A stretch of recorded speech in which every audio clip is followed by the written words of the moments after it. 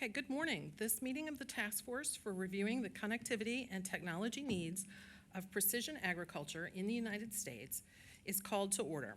I'd like to welcome you all to the first meeting of the third and final term of the Task Force.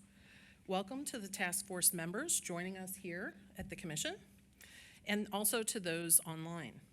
We also welcome members of the public here and online at fcc.gov/live. I am Christy Schumann. I am the designated federal officer for the task force. I'm joined here today by Emily Kaditz and Tom Hastings, who are our deputy DFOs. Let's proceed with the roll call. Dr. Michael Adeline. I see him. Here. I heard a here. I heard a very faint here. Can you hear us, Dr. Adeline? I can. Okay, we can hear you better now. Thank you. Dr. Shrikala Bajwa. Present. Ryan Krogh.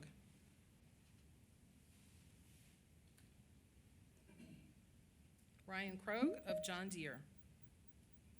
Oh, okay. Andy Bader, Fifth Estate Growers. Good morning, here. Dr. Timothy Bradford, Veda. Julie Bushell, Ethos Connected, representing Irrigation Association.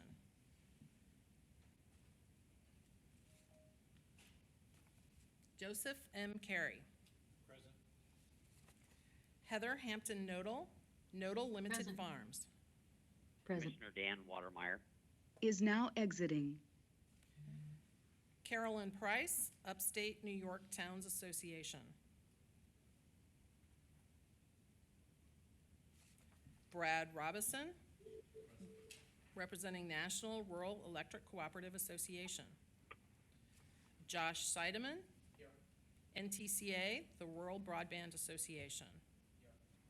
Joy Sterling, Iron Horse Vineyards. Present. Dan Watermeyer, Nebraska Public Service Commission. Present. And Andy Burke, Administrator, Rural Utilities Service, U.S. Department of Agriculture. Here. Thank you all. Welcome to all of our returning members and to our new members. Chairman Adeline, do you have anything to say before we begin the opening remarks? Just that I want to thank everybody for their willingness to participate. I think this is extremely important task. And before we get started, I just want to say thank you. And sorry I couldn't be with you in DC. Okay, thank you. So for our opening remarks today, we have a number of distinguished speakers from the Commission and from the U.S. Department of Agriculture with us. Some will be on video and some are here in the room with us, and we welcome them all. We will begin with the video remarks from Chairwoman Rosenworcel.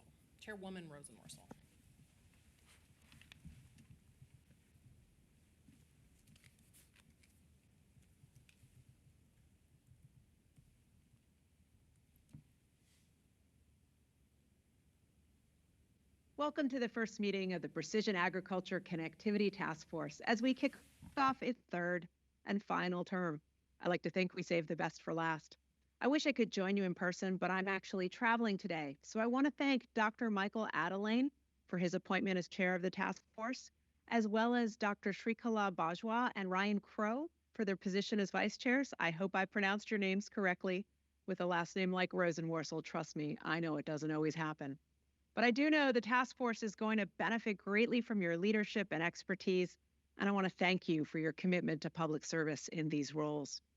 I also want to thank everyone here for agreeing to be a part of this important group, including those returning and those who are new to the team. Your collective expertise in farming, ranching, agricultural technology, connectivity, state and local governments, and mapping, they really matter. You're equipped to provide all kinds of valuable contributions to the task force and can help the agency develop policies that foster the adoption of precision agriculture technology all across the United States. This term, this third and final term, I've asked the task force to focus on sustainability. We want to better understand how connectivity can support sustainability and assist with production challenges facing agricultural and food systems. We know that today's farmers and ranchers rely on all kinds of high-speed internet and connected tools to help them run their businesses and meet the demand for agricultural products that help sustain our communities. By leveraging this innovation and data, I think we're poised for big things. I think we can use this to support an agricultural ecosystem that is both more connected and more sustainable. The work of the task force during the first 2 terms, well, they set a high bar, but I think this group can clear it. So thank you for being a part of it and the 4 working groups we've set up. I've said it before and I'll say it again. I believe the future belongs to the connected. And I think that connected future needs to include precision agriculture. So thank you for being here, and let's get to it.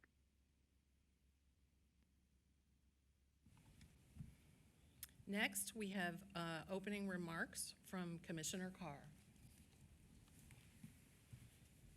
Sorry about that, standing off to the side. Step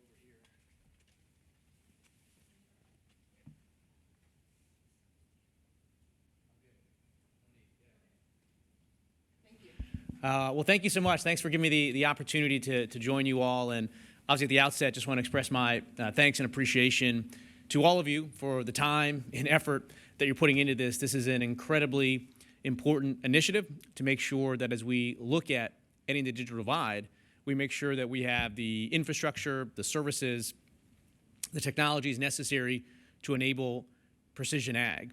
In my time on this job, I've had a lot of opportunities to spend time outside of Washington, D.C., and I've tried to spend a lot of time with America's ranchers, farmers, producers generally. I've had a chance to do everything from spend time at a musk ox ranch up in Palmer, Alaska.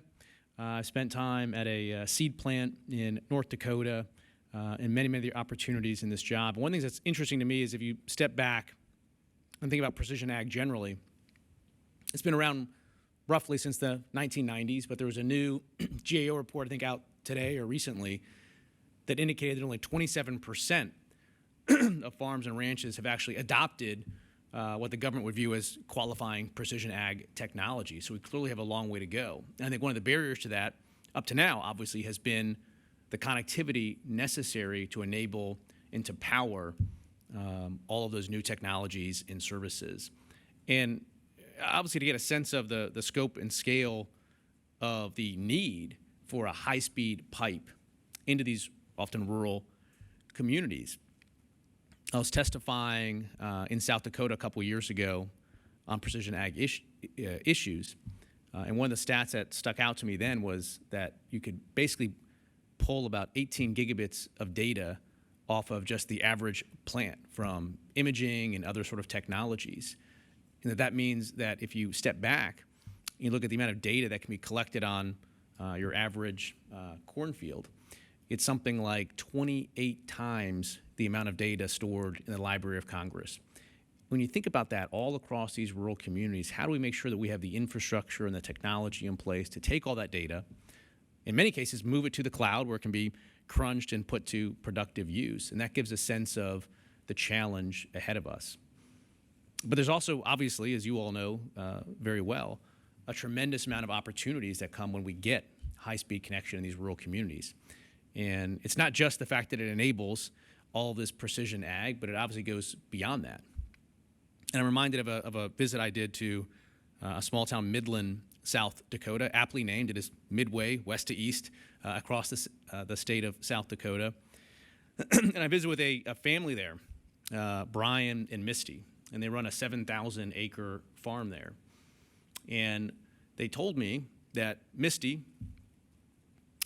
had an IT job. And to do her job, she used to have to drive about 1,000 miles a week. But when she was able to get upgraded to a high-speed connection at home, she could work from home. She could educate her kids. They could do their schoolwork online. And Brian, the husband, used the connectivity to run his sprayers and combines. And so you start to see all of the opportunity that is unlocked when we make sure that America's farms and ranchers have high-speed internet connection.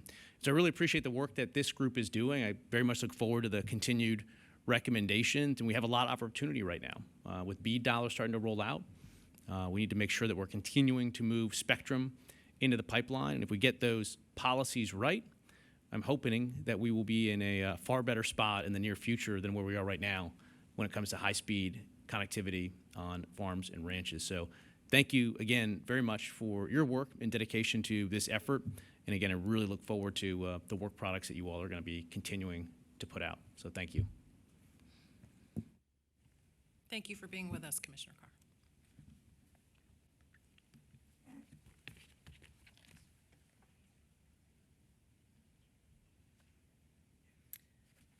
Next, we will have a video opening statement from Commissioner Starks.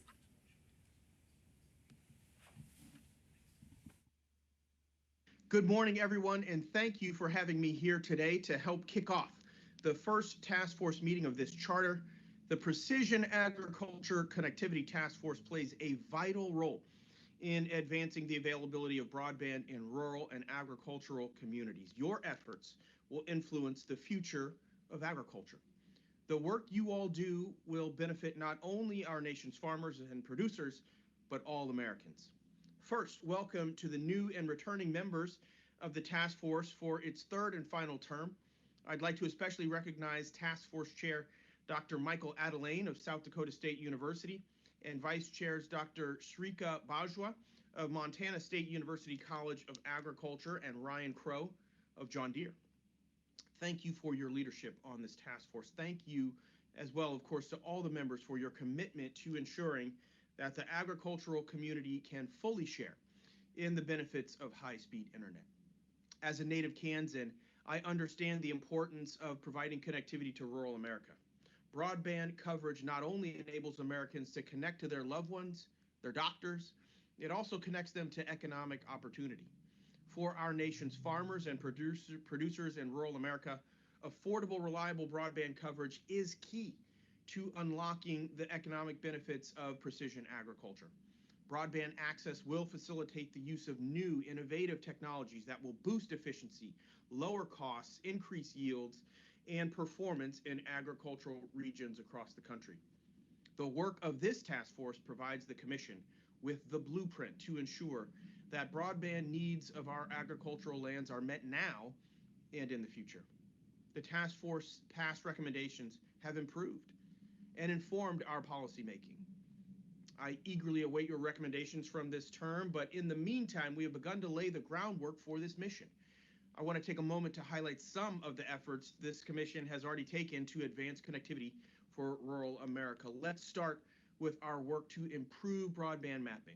By developing a more accurate depiction of coverage across the country, we have a better understanding of where we need to invest more resources to close the digital divide.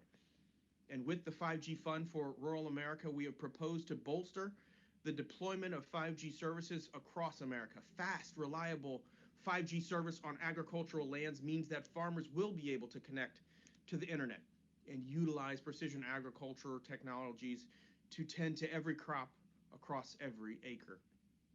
Last March, we proposed a new regulatory framework to leverage satellite communications to fill current gaps in coverage from terrestrial providers. By facilitating collaboration between wireless and satellite providers, the supplemental coverage from space framework will expand connectivity to unserved and underserved rural and remote areas. This means that when when folks travel outside of their wireless network, they can still receive coverage from a satellite provider. And for farmers, this not only means that their calls won't drop, but that they can stay connected to their machines and equipment. This is just the beginning of our work together.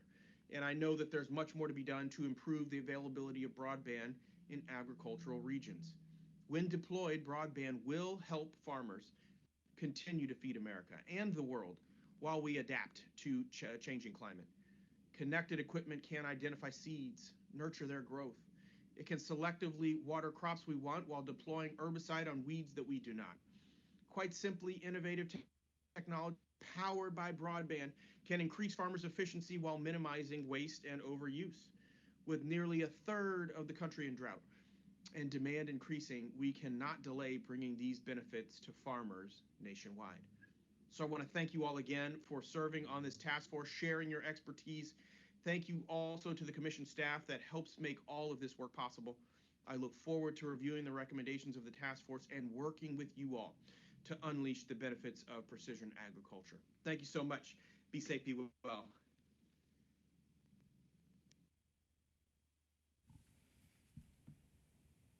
Thanks to Commissioner Starks for his opening remarks. Next, we have Andy Burke, Administrator of the Rural Utilities Service from the U.S. Department of Agriculture. For the record, we note that the USDA Secretary, Tom Vilsack, has made this ex officio member appointment pursuant to Section 12511 4C of the 2018 Farm Bill. Welcome, Administrator Burke. Thanks so much. It's great to be here, and I didn't realize that was the section of the Farm Bill that I was appointed under, so I learned something here today. It's fantastic to be with y'all. Nice to be in this beautiful building. Just for those who are here on the task force, you may have been to USDA before, you may not have, but we don't have anything quite this fancy at USDA. We'll go back. It's a little bit older, but we are the People's Department, and that's what how we term ourselves, going back to the Lincoln era when the president started us, and Secretary Vilsack certainly carries that forward, and it is an honor to be here representing him today. I want to say thanks to everybody on the committee. I know we've got some new members, some returning people, particularly to our chair and vice chair, but these appointments are important, especially I'll tell those who are new to this task force. We pay attention to it. I know Laurel and Eileen are doing so on a regular basis. I'm reading the reports, and this does make a huge difference in what we're doing. So let me just start there, kind of with what we're hearing from what we've heard from the task force in the past, and kind of how we're looking at this. So, two of the biggest issues that we've heard are really last acre and then symmetrical service. And right now, we don't have anything at USDA for last acre service to farmers. That's something that we're paying attention to, particularly with our loans and grants program. And I want to just say I appreciate the task force bringing this to our attention and allowing us to focus in on this piece. On the symmetrical side, for the most part, we do require at least 100 service. Now, above that, you might be able to you may be asymmetrical, but I don't know why somebody would be asymmetrical above that. So most of the grants that we give out, most of the loans that we do are to people who are providing symmetrical service, and that's something that we believe in. Do understand how that upload speed changes what you can do throughout rural America. So here's kind of where we are with at the USDA and the Rural Utility Service piece of this. So since the beginning of the Biden-Harris administration, we have made about $3.6 billion worth of high-speed internet awards in both grants and loans, $3.6 billion through our signature program, Reconnect. Again, each and every one of those requires a minimum of 100 download, 100 upload speed. We are starting to see a good portion of those get to the end of environmental review, and it's a lot more fun to go actually to a groundbreaking than to the awarding of a grant, because then I know that subscribers are going to be coming on soon, and I've been getting to go and announce get to some groundbreakings over the last few weeks, last couple of months, I should say, and we're going to see those increase over the course of 2024. On top of that, we'll have our first broadband technical assistance grants announced in the next few weeks. This is something new that came to us through the bipartisan infrastructure law. Communities can use this for any purpose, including precision ag and figuring out how to cover. these pieces, but we've never had technical assistance money before for our high-speed internet work, and so this is really a big leap forward, and you're going to start seeing those awards announced about 10 days or so and beyond that, and hope that people will look at the precision ag piece when it comes to technical assistance. We have an open Community Connect opportunity right now. That's a little bit smaller program than Reconnect, but our new Reconnect round will be announced sometime in the next several weeks as well. That's going through the last stages of review, and I would estimate somewhere in the next 3 or 4 weeks you're going to see another very large round of Reconnect funding coming out. So I just want to say thanks to everybody who's working on this. You know, I certainly have learned so much from people over the last few years of traveling and talking to farmers, people who live in rural America about this subject, about what this does not only for their farming but for their lifestyle. That to be able to, you know, trust what's going on through their high-speed internet connection and precision ag, so that they can do things like leave and go into town to have dinner with their family or spend the night out and still know that their livestock is okay. That's a pretty big lifestyle aid. All these pieces are really important, but I just want to end with the story. I was in Missouri at a groundbreaking for our first bipartisan infrastructure law project, and the farmer, I was talking about the beginnings of the Rural Utility Service because we started as the Rural Electrification Administration, President Roosevelt, Electrify America. And this farmer came up to me and he said, I just want you to know, he was a little elderly, and he said, I remember when I was a little kid and we got electricity on our farm for the first time. And my dad knew that it was coming and pre-wired the barn. And then he worked until late and made sure it was super dark, and then brought all of us out to the barn and flipped the switch so that we could have lights. And he said, that's what high-speed internet is doing for me now.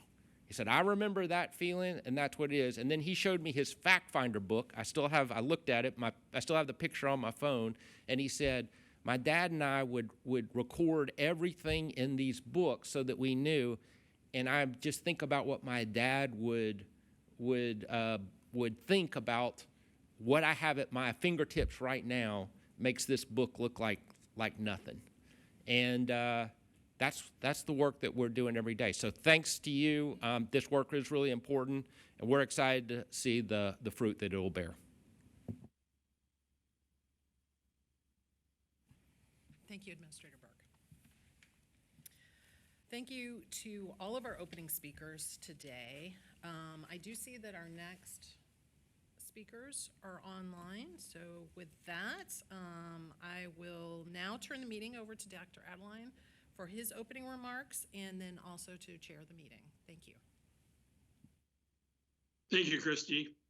I want to thank the chairwoman for her remarks and the commissioners. They really hit the nail on the head, and I think gave us some really great information. I also want to thank the acting administrator for RUS and his in-depth remarks on what the USDA is doing and how they look at the work of the task force. Very much appreciated. For the task force, I would say we need to think about building on the great work from the last 4 years. We don't need to cover old ground or rehash previous recommendations. We need to address any new areas such as sustainability or other areas based on where we are in 2024.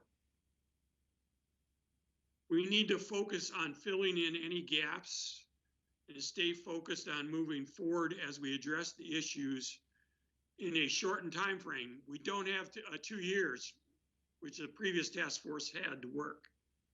So we need to get right to it, stick to the task at hand, and move forward. So I want to thank all my task force members. I want to thank the working groups ahead of time for doing what they do, which makes our recommendations possible. I also want to thank the folks, Christy from FCC and USDA, the liaisons who help us out and make our work possible as we go forward. So I'm excited for this session. Let's move forward and do our work so we can move precision agriculture and agriculture in general into this next phase, including connectivity. So with that said, our next item is an FACA overview and something on record. So we have to do it right. So what we do makes a difference. So with that said, Christy, I'll turn it back to you. Okay, we have Doris Gamble from the FCC Records Office to talk about our record-keeping requirements under federal law, and we also have Paula Silberthaw from our FCC Office of General Counsel to give us a briefing on the Federal Advisory Committee Act and all of the requirements that apply to us under that. So I will turn it over. Looks like Doris is ready to go. So I will turn it over to Doris and then Paula. Thank you. Thank you. Good afternoon, all. My name is Doris Gamble, and I work in the Records Management Branch under the Office of the Chief Information Officer at the FCC. So thank you, Christy, for granting me some time during this meeting to go over some record-keeping responsibilities. The National Archives and Records Administration oversees all federal records management programs for all agencies. In 2019, NARA came to the FCC to review our record-keeping practices with a specific focus on permanent records. And as a result of this assessment, we established some procedures to help ensure that we are meeting all of our requirements. So as you may know, the Federal Advisory Committee Act requires that advisory committees create and maintain accurate and complete records of their activities, including meetings, discussions, and recommendations. These records are essential for transparency and accountability, and they may eventually be subject to public disclosure. So in order to fulfill our responsibilities under the FACA, it is important that we all do our part to create and maintain these records. So this includes taking notes during meetings, preserving relevant documents and materials, and ensuring that these records are properly identified, organized, and managed. And to help with this, the records are to be maintained in accordance with the General Records Schedule 6.2 for Federal Advisory Committee records. So your DFO will share an electronic copy of this disposition authority. It lists all the different types of records that you're required to maintain and how long to keep them. And then eventually, some of those records will be transferred to the National Archives and Records Administration at the termination of this committee or in accordance with the retention period in the schedule, whichever is sooner. The disposition schedule, this GRS 6.2, is media neutral, meaning it applies to all records regardless of format, so paper, audio, visual, electronic. Generally, all documentation is already in electronic format with the exception of some of these meetings such as this one, where they are recorded and they will be transferred in a digital format that is acceptable to the National Archives. So I say all this, but what does it mean to you? We try to make it pretty easy. All you're required to do from a record-keeping perspective is ensure that the DFO has a complete and accurate record that documents the task force deliberations and decisions.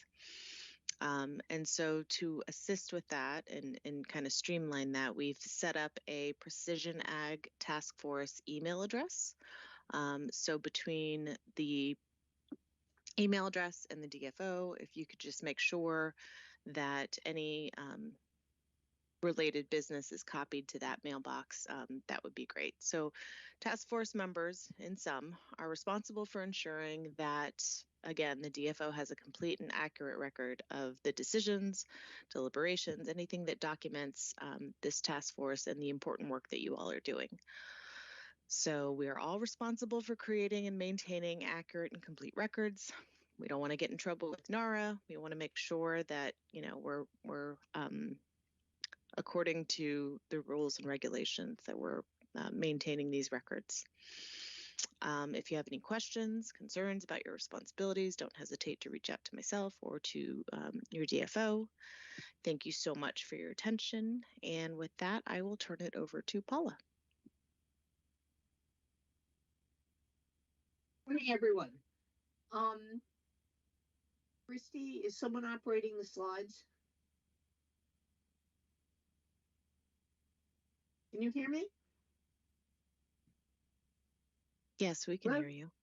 Yeah, is someone? Hi, yeah, those- Paula, go someone ahead. has Just the start slides? talking and we're pulling them up. Okay, awesome. Thanks. All right. Because the way I'm situated here, we can't see me, for which I apologize, but the camera is below the desk that I'm sitting at. So hello, everyone. Sorry, I'm just like, this blank thing on the screen. I want to just give you, some of you have heard this already, but just an overview of the Advisory Committee Act. And then the main focus will be on your work on working groups and a couple other pointers just to keep everything moving smoothly. So we operate under the Federal Advisory Committee Act, which has been recodified for some reason after 50 years. It's in a new place. It's 5 U.S.C. Chapter 10. And it governs the operations of most advisory committees along with regulations that are published by the General Services Administration. But the key guiding principles to keep in mind and that underlie all the rules are that FACA involves transparency, openness in government. That's why all the meetings are open and published in advance. You can go to just flip it to the first slide there. And public accountability. We also make every effort to have a diverse and balanced membership. In fact, that is a federal requirement. Next page. As you probably know, the public meetings are announced on our website. We're required to publish them in the Federal Register and so forth. And meetings can include teleconferences, video conferences, and any internet-based meetings. And let me just say this, how it's relevant to you, the 15 days. If something comes up, if you feel that you're under this tight time frame here where you have just a year to wrap up the business and you feel that you need more meetings, you can't just do that spontaneously. So if you and your chair feel that you just need more meetings than you normally would have on a tighter schedule, please let Christy know in advance, because we have to have this 15 days notice of meetings, and they're published in the Federal Register, and that means it goes through our small bureaucracy of our people reviewing to make sure everything's in order, and then it goes to the Federal Register, and then it'll sit there for a day or two, and then it gets published.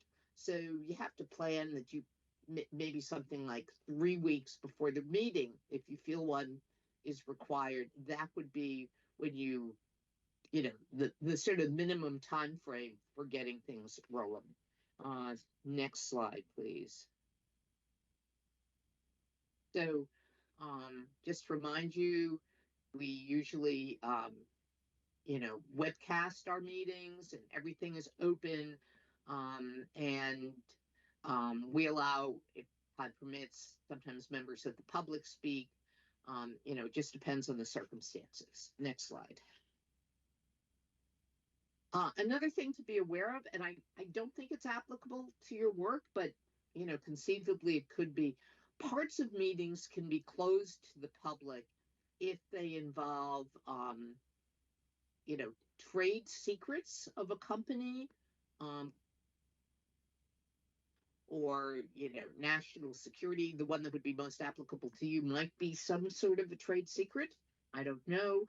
But if you have an inkling in advance that there are very, very highly technical or confidential things that might come up at a public meeting, please let Christy or your liaisons know as soon as possible, because there is a process for closing pieces of meetings where sort of classified information, public or private, is being discussed, but it is a process. It requires going through the general counsel's office and getting approval from the chair, etc.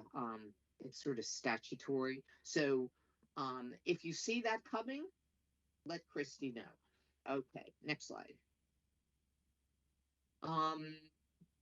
Just very quickly, we keep, despite having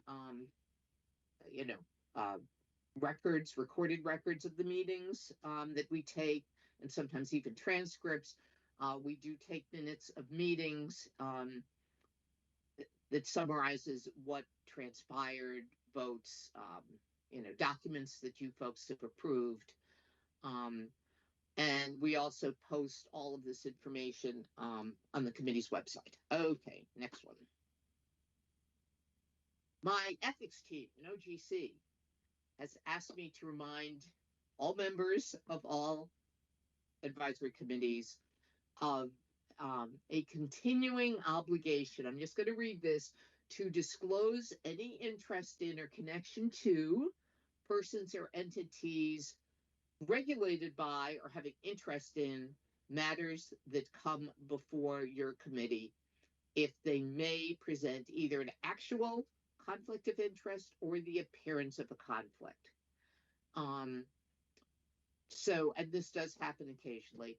And also, if there's a change in your representation, if you are serving because you represent a particular company or group and your employment changes, or you're no longer a member of the board or the group under which you were appointed, then please let Christy know, because she'll coordinate with OGC ethics. It's possible, if your employment changes, for example, that you could then represent a different company or a different organization, but we can't arrange for that if we are not aware of, the change in your status. Okay, next slide. Just a reminder that your committee chair is really important. So you should feel free to bother him if there are things that you feel need attention. Okay, next slide. Christy is your primary contact person. She calls the meetings and attends them. She helps maintain the records, to work with you on keeping minutes. So just generally, Christy's your go-to person. Next slide. On the record keeping, let me just, why don't we skip to the next page, because Doris has covered most of this, but just go to the set. Yeah, right there. You should, to make sure that our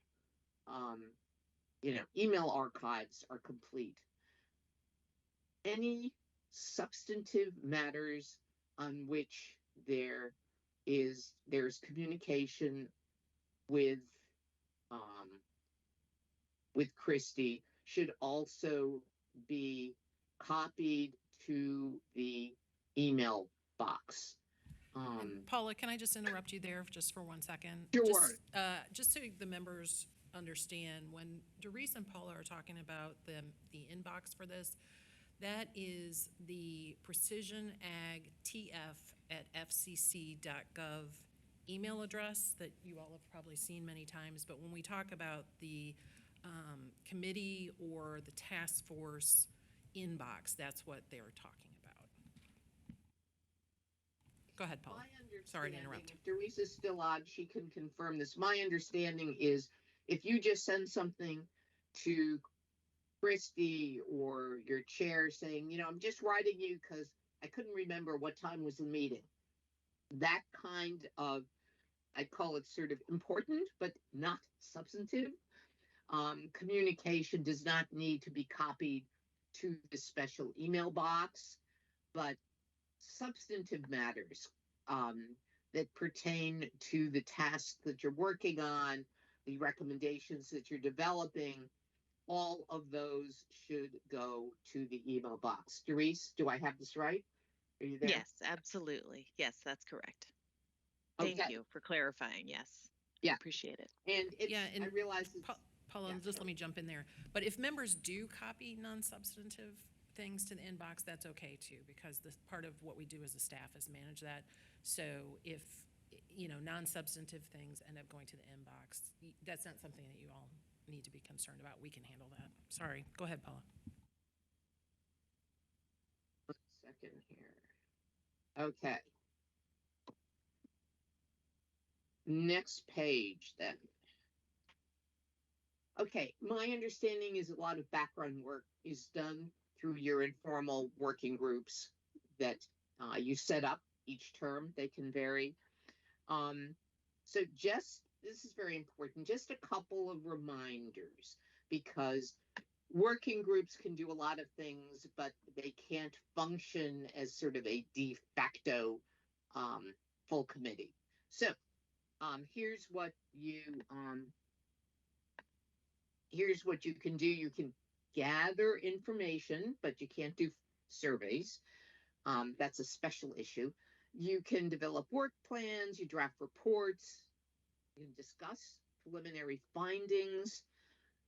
You can meet just amongst yourself without any public notice because you're a working group, you're not a quorum.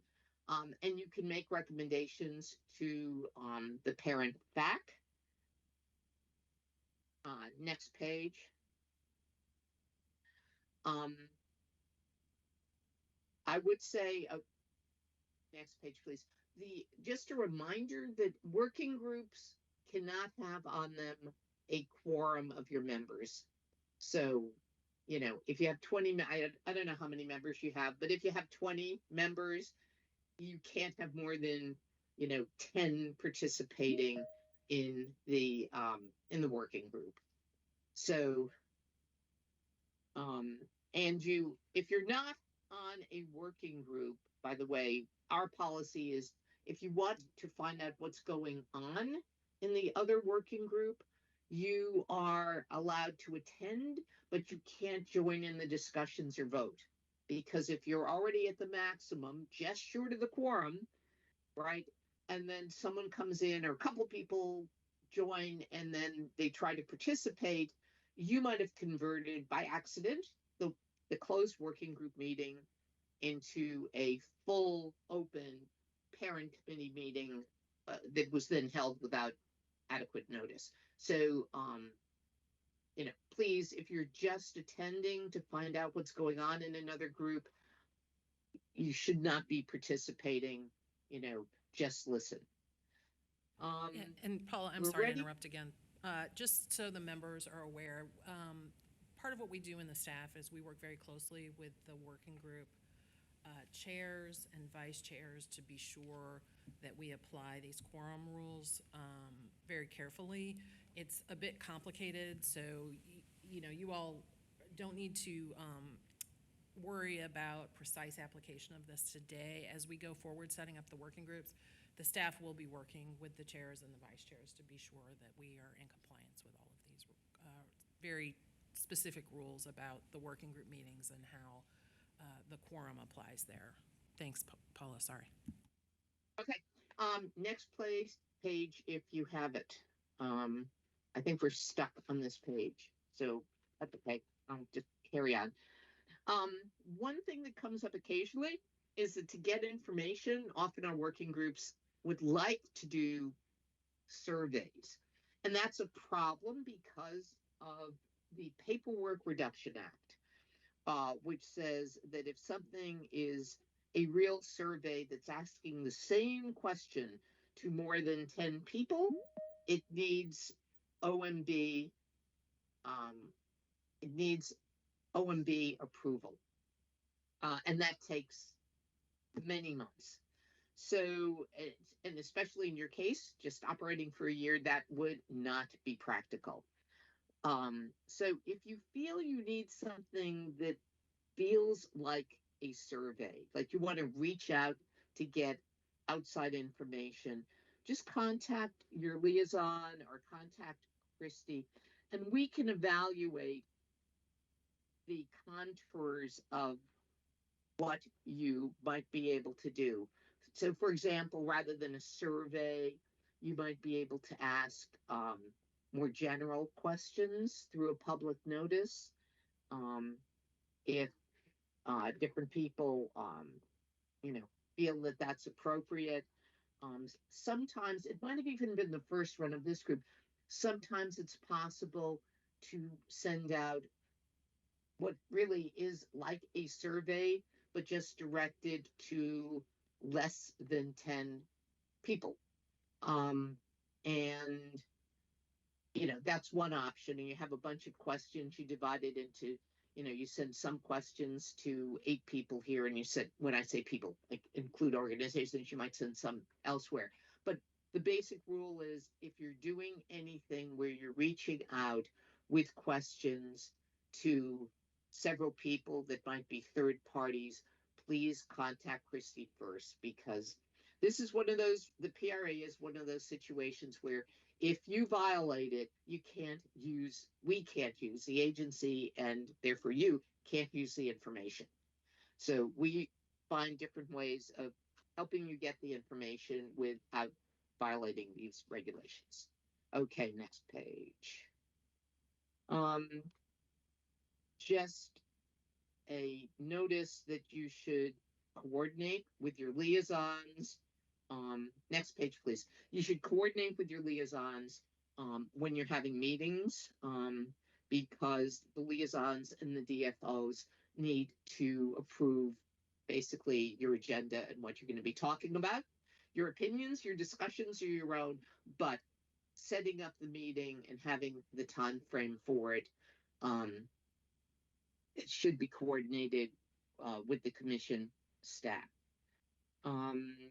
And just notice that our practice is that the discussions among the members at the closed working group meetings, we treat them, or we ask people to treat them, as confidential. That's not a formal rule. It's just a request to encourage, very frank discussion among all of you. Okay, next page. If you want, even though the working group meetings are closed, it would be fine if you have an expert on something that you want to invite to make a presentation. And that individual could make a presentation and could respond to questions. But when the presentation of this outsider is completed, the individual needs to leave the meeting and not remain for the internal deliberations of the working group. Okay. Next issue is ex parte rules. Christy, am I right that you've issued a ex parte notice, or you will? Yes, we have. It was included in the notice that announced the members and this meeting. So we have released that information already. Okay. Let me just say that the ex parte rules are directed to prevent undisclosed conversations between decision makers, like it could be agency staff, or it could be the commissioners themselves. So it basically, the rule generally requires that if you're, I shouldn't say lobbying, but if you're presenting an issue to decision makers, that should be put on the record. So because that could happen in this context, we provide that you individually, at the time you make presentations that could include presentations to decision makers, You don't have to file anything, but if it's relevant to a docket, then before the commission votes, it will put that information, probably with someone like Christie's help, into the record. Okay, moving along. Just a practical note that if you are appearing before, we can move to practical issues for the slide. Occasionally, you might be speaking, next slide, you might be speaking to a group, you might be interviewed for local TV or radio on something that involves the work on this group. That happens not infrequently. One thing that's important is that you should make clear, if you're giving any statements involving the work of the group, that you are either presenting things that have happened and they're public record, or if they're not public record and you're simply asked for your views on an issue, please make clear that the views, if it hasn't been voted, are your personal views, your individual views, and not those of the full committee. Okay. And that, it happens that occasionally people don't say that, and then we'll see an occasional news article or something saying, the view of this committee is X, Y, and Z, and it's possible that that's an individual view and the committee hasn't even voted on it. So, if you could just be careful to clarify those things if you are, speaking publicly about what's before the committee. And yeah, that's the basic rule. Okay, next slide.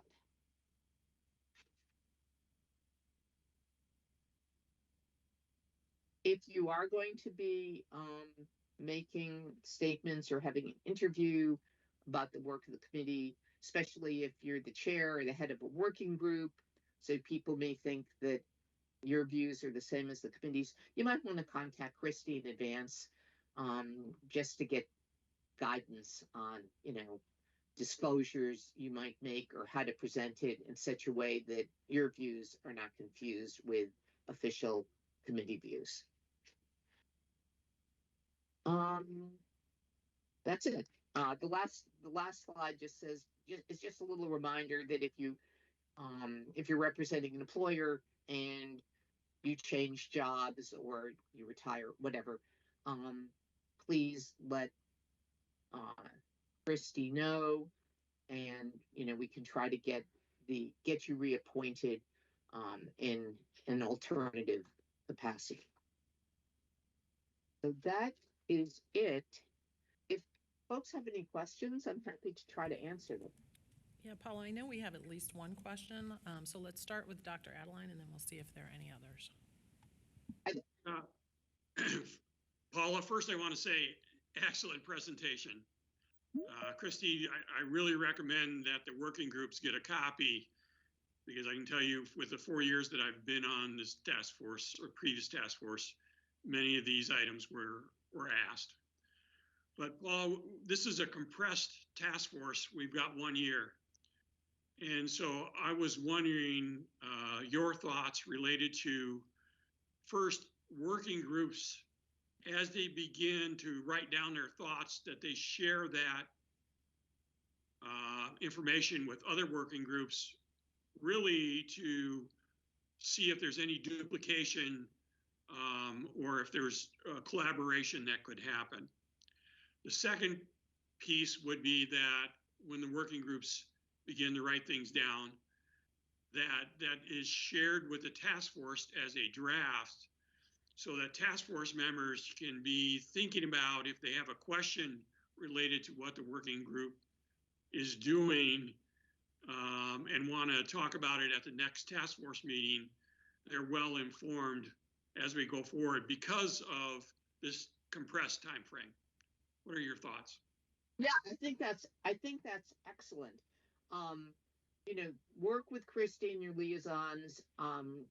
But my recommendation has always been, I'm going to address your second issue first. My recommendation has always been to move to share the working group recommendations or tentative recommendations with the full committee members basically as early as feasible, because that is I would imagine, I don't work on the implementation, that's Christy, but I would imagine that that's very helpful in getting people to think about it and also in getting feedback, because it could be that there is another member on the group that's not on your working group that looks at this and says, oh my goodness, I know of this problem with the recommendation that the working group might not have even thought about.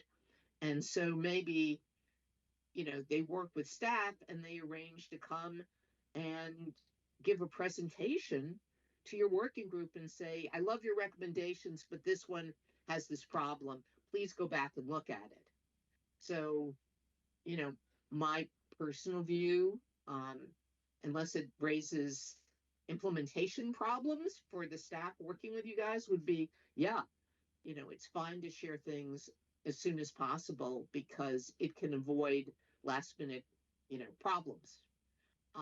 And as far as sharing matters between the working groups, I don't see any problem with it because it makes it more transparent among yourselves as to whether there's overlap, and maybe both of you are considering an issue. In that case, perhaps you can share with each other some of the information you gather, or maybe Christy and staff slightly rearrange who's doing what so that that you aren't overlapping. But I would say, work together with Christy and your liaisons on doing that. But I would think that's, a really positive step. Yeah, and Thank- the task force staff will work with, the leadership of the task force itself, the working groups, the working group leadership when that's in place, to try to facilitate as much information sharing as we can while still remaining in compliance with all of the rules and regulations. Anything else? I don't see any hands online. Anybody else in the room have a question? Not seeing any. I think that's it for Doris and Paula. We thank you very much for joining our call today and sharing that information with you. And as you know, as both of you know, I'll be in touch with you as questions bubble up within the task force. Thank you very much. Okay. Thank you. Thanks for letting us speak to you. Thank you. Okay, so next up on the agenda is FCC and USDA staff introductions. You all have the agendas. We sent it out by email to you all, and for those of you in the room, you should have a paper copy at your desk. But just to give you an idea of where we're going for the rest of the day, we are going to have about 5 minutes of FCC and USDA staff introductions next. Then I'm going to do a brief overview of some things about the task force and also the working groups. Then after that, there will be time for task force member introductions, and where you can talk about your background, who you represent, if anyone, what your interest in precision ag is that brought you to this group. And at that time, just as a reminder, that will be the time for you to make any disclosures that were required by our ethics team during your vetting process, okay? So we can do that, and we'll also check in then to see if any members have joined the call since we did the roll call, because I know we have some members who are dropping in and out today due to other commitments. At that time, we'll do the lunch break. We're targeting about 11:45 for the lunch break. We will return by 1 p.m., where we'll start promptly at 1 with our outside speakers. We have 2 this afternoon. Then we'll do a short break, At that point, we have on the agenda the working group, to talk about the working group charges and the next steps. And based on where we are on the schedule so far, I think we will be doing that in the afternoon. Then we'll have a time for open discussion and questions with members, and then we will head towards wrapping it up. So next up on the agenda would be the staff introductions. We will introduce first your FCC task force staff, and then we'll open it up to anyone from USDA who's on and who would like to introduce yourselves. First, just to start off, my name is Christy Schumann. You've already heard multiple times that I am the designated federal officer for the task force. I've been in this role since about July of last year. I am also here at the Commission a special counsel in the Competition Policy Division of the Wireline Competition Bureau, and I have been with the Commission for a little over 13 years at this point. So it has been a pleasure working with this task force since July, and I will turn it over to my deputies to introduce themselves. Emily, do you want to start? Hi everyone, my name is Emily Kaditz. I'm an attorney advisor here in the Competition Policy Division in the Wireline Competition Bureau. I primarily work on issues related to digital discrimination of access and numbering, and before that I have some experience working on 911 networks in the Public Safety and Homeland Security Bureau. I've had the opportunity to work as Deputy DFO for about the past year, and before that I was a liaison for the Adoption and Jobs Group. I'm just really excited to continue my work with the task force, and like everyone else at the Commission and the USDA, I just really appreciate all the time and work we put into this. Hello, my name is Tom Hastings. I am an attorney advisor in the Wireless Telecommunications Bureau. Like Emily, I've been a deputy designated federal officer for about the last year or so. Prior to that, I was also a working group liaison in the Adoption and Jobs group. I've been with the Commission for about 2.5 years, and very excited about the work you all are doing, and thank you to all of you for being here and contributing for this important endeavor. Thank you. And I know we have Aileen Mathnis here with us in person from USDA. Aileen, would you like to introduce yourself? Yes, good morning everyone. My name is Aileen Maltnas. I'm the engineering branch chief for the telecommunications program.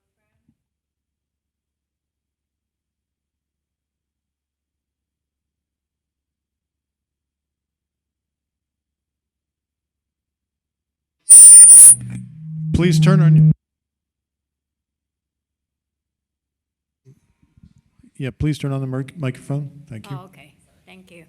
Okay, again, my name is Aileen Maltnas. I'm with Rural Utility Service Telecommunications Program for 23 years. I'm in Policy and Outreach Division. I'm the engineering branch chief.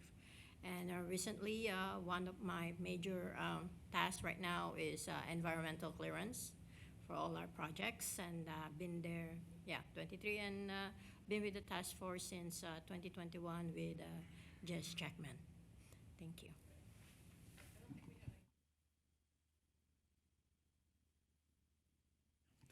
No, thank you very much.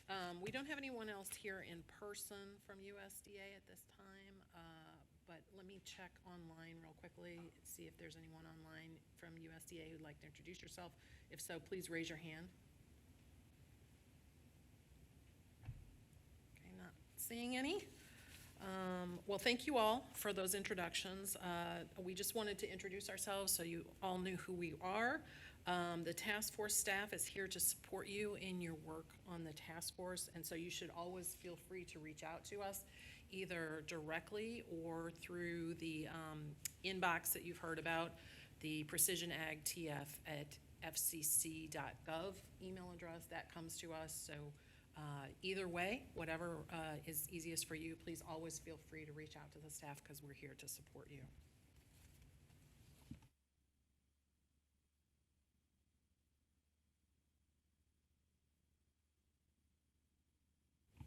Okay, next up on the agenda is the task force overview. So you get to hear more from me. We have a few things we wanted to talk through, and we can, like I said, we will talk about the more about the specific charges for the working groups this afternoon. But we just wanted to give you an overview of the task force and talk a little bit about the work of the working groups. First off, I've gotten a lot of questions about the status of the working group, so let's start there. We have, as you all know, we just recently announced the membership and that we would be having this meeting in a public notice. We are still working on the membership for the working groups. I'll get into that a little bit more in a minute, but we are going to have 4 working groups like we've had in the past. We are working through the processing of applications and vetting of new members. And as you all know from the process for the task force, that takes a little bit of time. So we are working through that now, and we hope to have announcements in the near future about membership, leadership, and who the liaisons will be for the working groups. So that is, there's more to come on that. But a lot of what you're hearing today is about the working groups because that's where a lot of the main work of the task force is done. So, you know, just try to keep in mind there will be working groups. You will know who is on them. That information is coming, but it has not been released yet. So to begin with the overview, the first thing we want to do is thank you all for your commitment to this group for its final term of the task force. We really appreciate the hard work that many of you have put in previous terms and for the work that will be coming in this final term of the task force. As you all know, the full name of the task force is a bit of a mouthful. It's the Task Force for Reviewing the Connectivity and Technology Needs of Precision Agriculture in the United States. But as you also know, we commonly refer to it as the Precision Agriculture Connectivity Task Force for short. It was officially established in 2019 pursuant to the 2018 Farm Bill. It was rechartered in 2021 and just again this past November 29th for its 3rd and final term. Congress directed the FCC in consultation with the Secretary of the Department of Agriculture to establish the Precision Agriculture Connectivity Task Force in the Agricultural Improvement Act of 2018, the 2018 Farm Bill.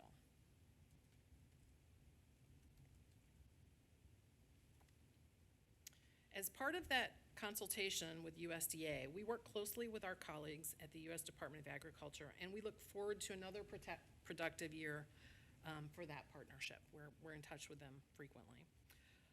The task force is charged with providing advice and recommendations to the FCC and others on how to assess and advance deployment of broadband internet access service on unserved agricultural land to promote precision agriculture. More specifically, the task force must assess the state of broadband on agricultural lands along with the broadband needs of precision agriculture on agricultural lands. You'll hear a little bit more about it this afternoon when we talk about the charges, but as many of you know, I'm sure, the chairwoman announced that one focus for this year's task force is sustainable agriculture. The task force will develop and submit reports consistent with Section 12511 of the 2018 Farm Bill. We will follow up with a few documents for members after this, and we will include a link to the statute so that you can refer to the language of that yourselves if you'd like to take a look at it. Joe, do you have a question? Yeah, Christy, you used the word broadband, and I wanted to understand if that was a defined term or if we were being informal with it. We do have, the commission does have a benchmark for broadband, but I think within the scope of this, the commission, the deliberations and the discussions in the working groups have not been confined just to the commission's benchmark for that. Did anybody else have any thoughts on that? So the task force will develop and submit reports consistent with Section 12511 of the 2018 Farm Bill. The main work to research and draft reports will be in 4 working groups. So these working groups have long names, so I will read them to you so that I get them correct. But we generally call them by shorter names. So the full name of the first working group is Mapping and Analyzing Connectivity on Agricultural Lands. We usually call that the Mapping Working Group. Second, we have Examining Current and Future Connectivity Demand for Precision Agriculture. That one's often referred to as connectivity demand. The third working group is Encouraging Adoption of Precision Agriculture and Availability of High-Quality Jobs on Connected Farms. We often call that the Adoption or the Adoption and Jobs Working Group. And then fourth, we have Accelerating Broadband Deployment on Unserved Agricultural Lands. We usually call that one Accelerating Deployment, or just sometimes just deployment for short. So as I mentioned, later this afternoon, we have a little bit of time to talk through in detail the charges of each of the working groups. We want to share a quick overview of how the working groups operate. You heard a lot of that during the presentation from Paula, in particular, from our Office of General Counsel. But I wanted to mention a couple of other things about how the working groups operate and reiterate a couple of points that Paula made. Each working group develops its report through a deliberative process and then will contribute to one combined report that will be voted by the task force at its last meeting of the year. The report must be submitted to the commission at least 30 days before it will be voted at the task force meeting. These dates, we have not established the dates for the meetings yet, and that information will be forthcoming soon, but these deadlines trigger off of the meeting date where the report will be voted.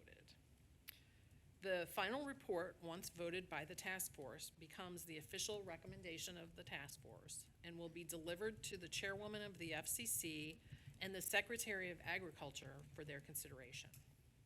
Each working group will have a chair and a vice chair, and we hope to announce those very soon, as I previously mentioned.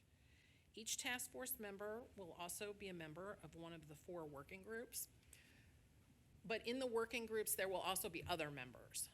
People who have applied to the task force will also be appointed to work in the working groups, even if they are not members of the task force. This is something that is sometimes a little confusing about how the task force relates to the working groups.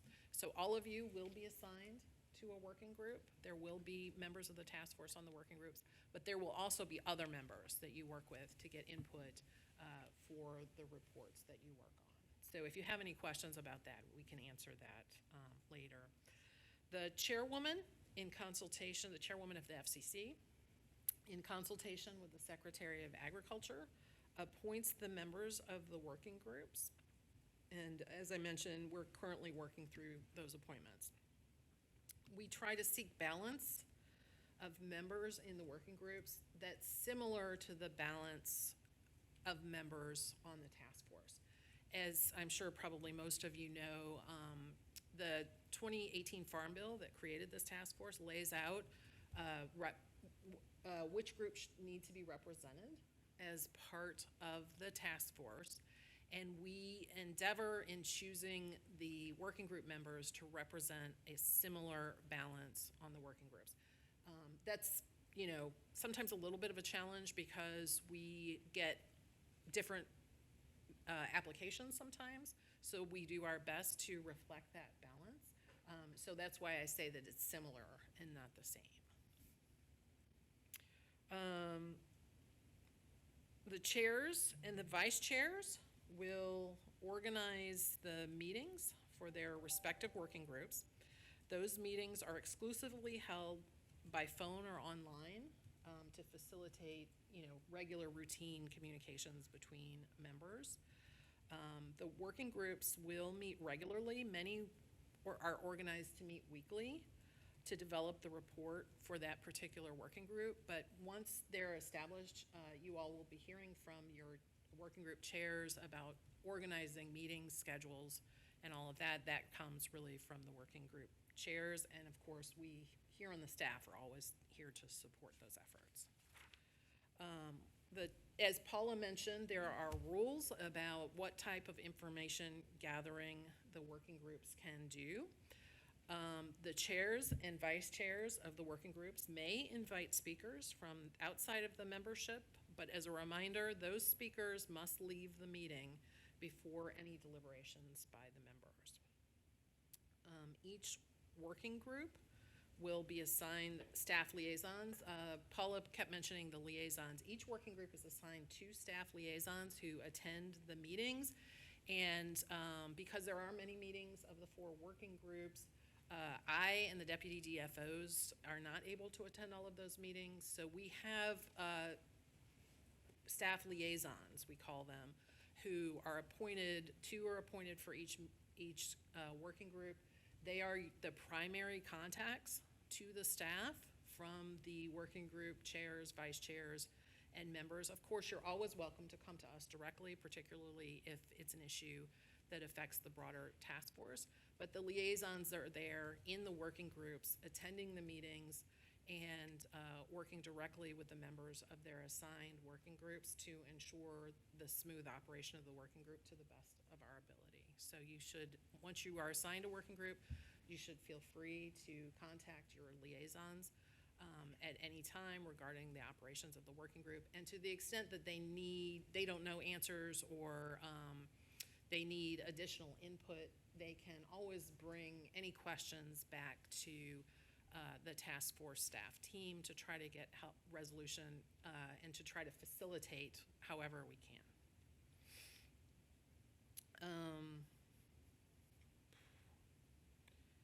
So one of the things that Paula talked a lot about was communications and how to copy communications to ensure that we have not only information sharing and the staff is aware of what's going on, but also so that we can comply with the record-keeping requirements that Doris talked about. So for task force communications, as we all mentioned, please be sure to copy the task force inbox. I think we've said that several times now, so you've heard that again. But for the working group operations, you should be sure to copy the liaisons that are assigned to the particular working group as well on all of those communications so that the staff is aware. And then we have regular internal discussions between the task force staff, the 3 of us, and the liaisons to share information so that we all stay up to date on the work of the different working groups. The types of communications that should be copied to the liaisons includes the schedules, the agendas, and any substantive email communication of the group. And as Paula and I discussed during her presentation, the requirement is that substantive communications are copied to the inboxes, and in the case of working groups, to the liaisons. It's not always clear, and also sometimes, people hit reply all to a small group chain or whatever, and the inbox is on there. So if there's non-substantive things that get in there, that's not something to concern yourselves about. We don't want the members to be preoccupied with how to do their communications and what goes in and out of the inbox. So, just so you know, the requirement is for substantive, but if other things get in there, we can take care of that on the back end. So that's not something for you all to spend a lot of time worrying about. And then, as you heard from Paula and Doris, there's just a slew of laws and regulations that we have to comply with for all of this. And so please just be mindful of that as you go along. And if you have any questions about any of that at any point, please reach out to the DFO and the task force leadership team. You can also ask your liaisons, but they'll probably just send those questions to us. So, as time goes on, if you have questions about outside speakers, how that works, if there are any questions about which members can attend which other working groups, all of the things that Paula talked about, please just get in touch with us. So quickly, I don't want to go on too long. I don't want to eat into the members' time to talk, but I did want to just kind of give you an overview so that we had a framework to work in as we discuss the charges this afternoon, because we will be going through both the statutory charges in detail this afternoon. Were there any questions on any of that before we go on to the next thing? Joe, did you have any more? Anybody questions? Let me look online and see. Christy, if I can ask a quick question. Yep. How does this apply to subgroups within the working group? If they're just having a discussion, Yeah. creating information to take back to the working group, do you want them to copy their work to the task force email? Yeah, so anything substantive really should go to the task force email.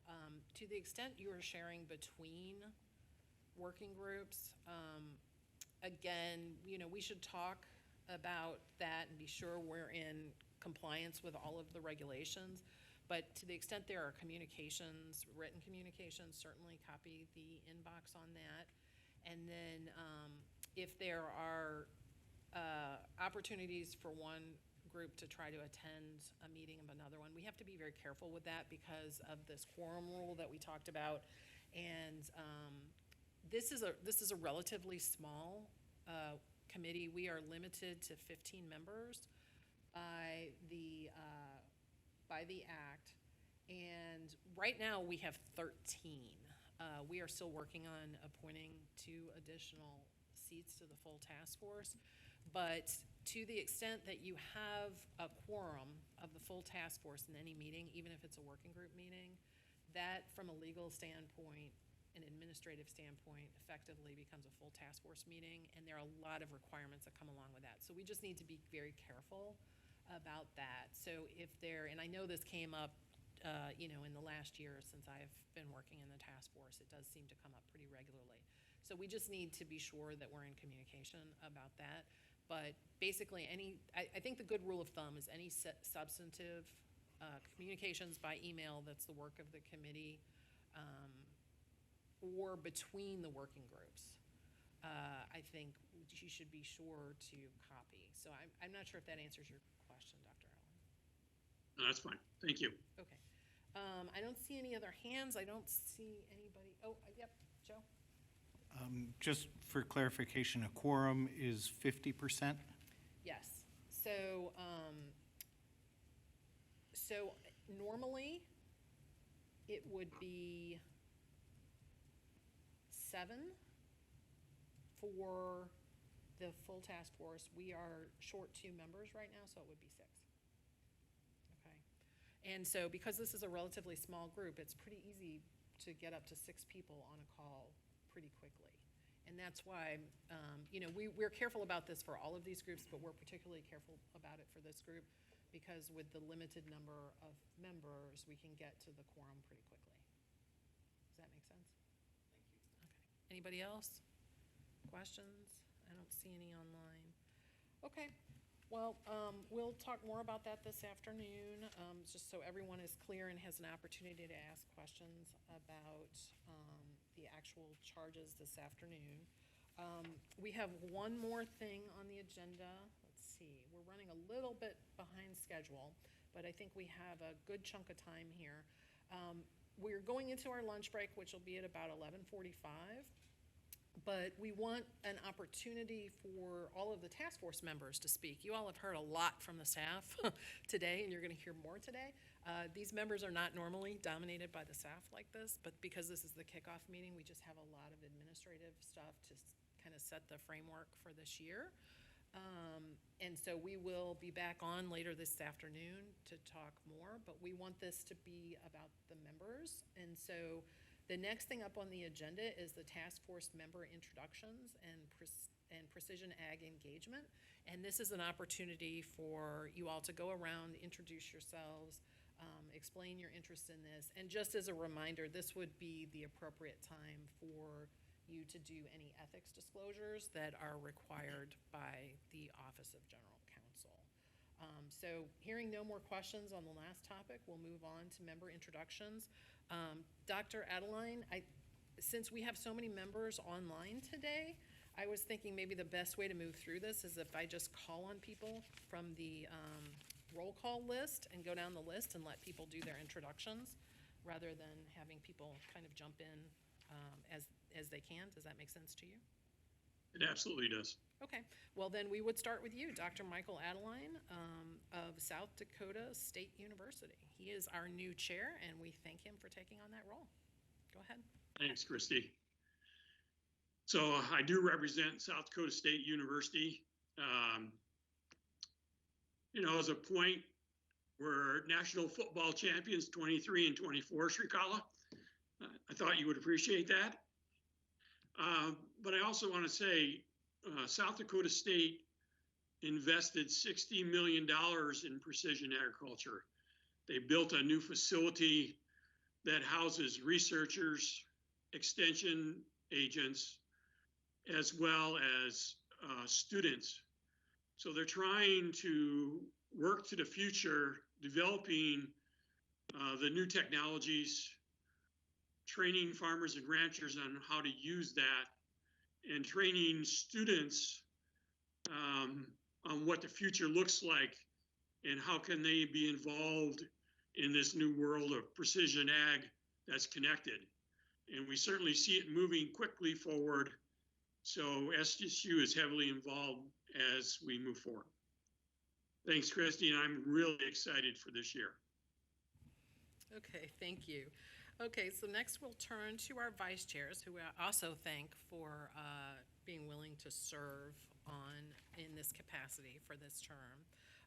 Dr. Srikala Bajwa. Thank you, Christy, and good morning, everybody. I am representing Montana State University College of Agriculture and the Montana Agricultural Experiment Station here.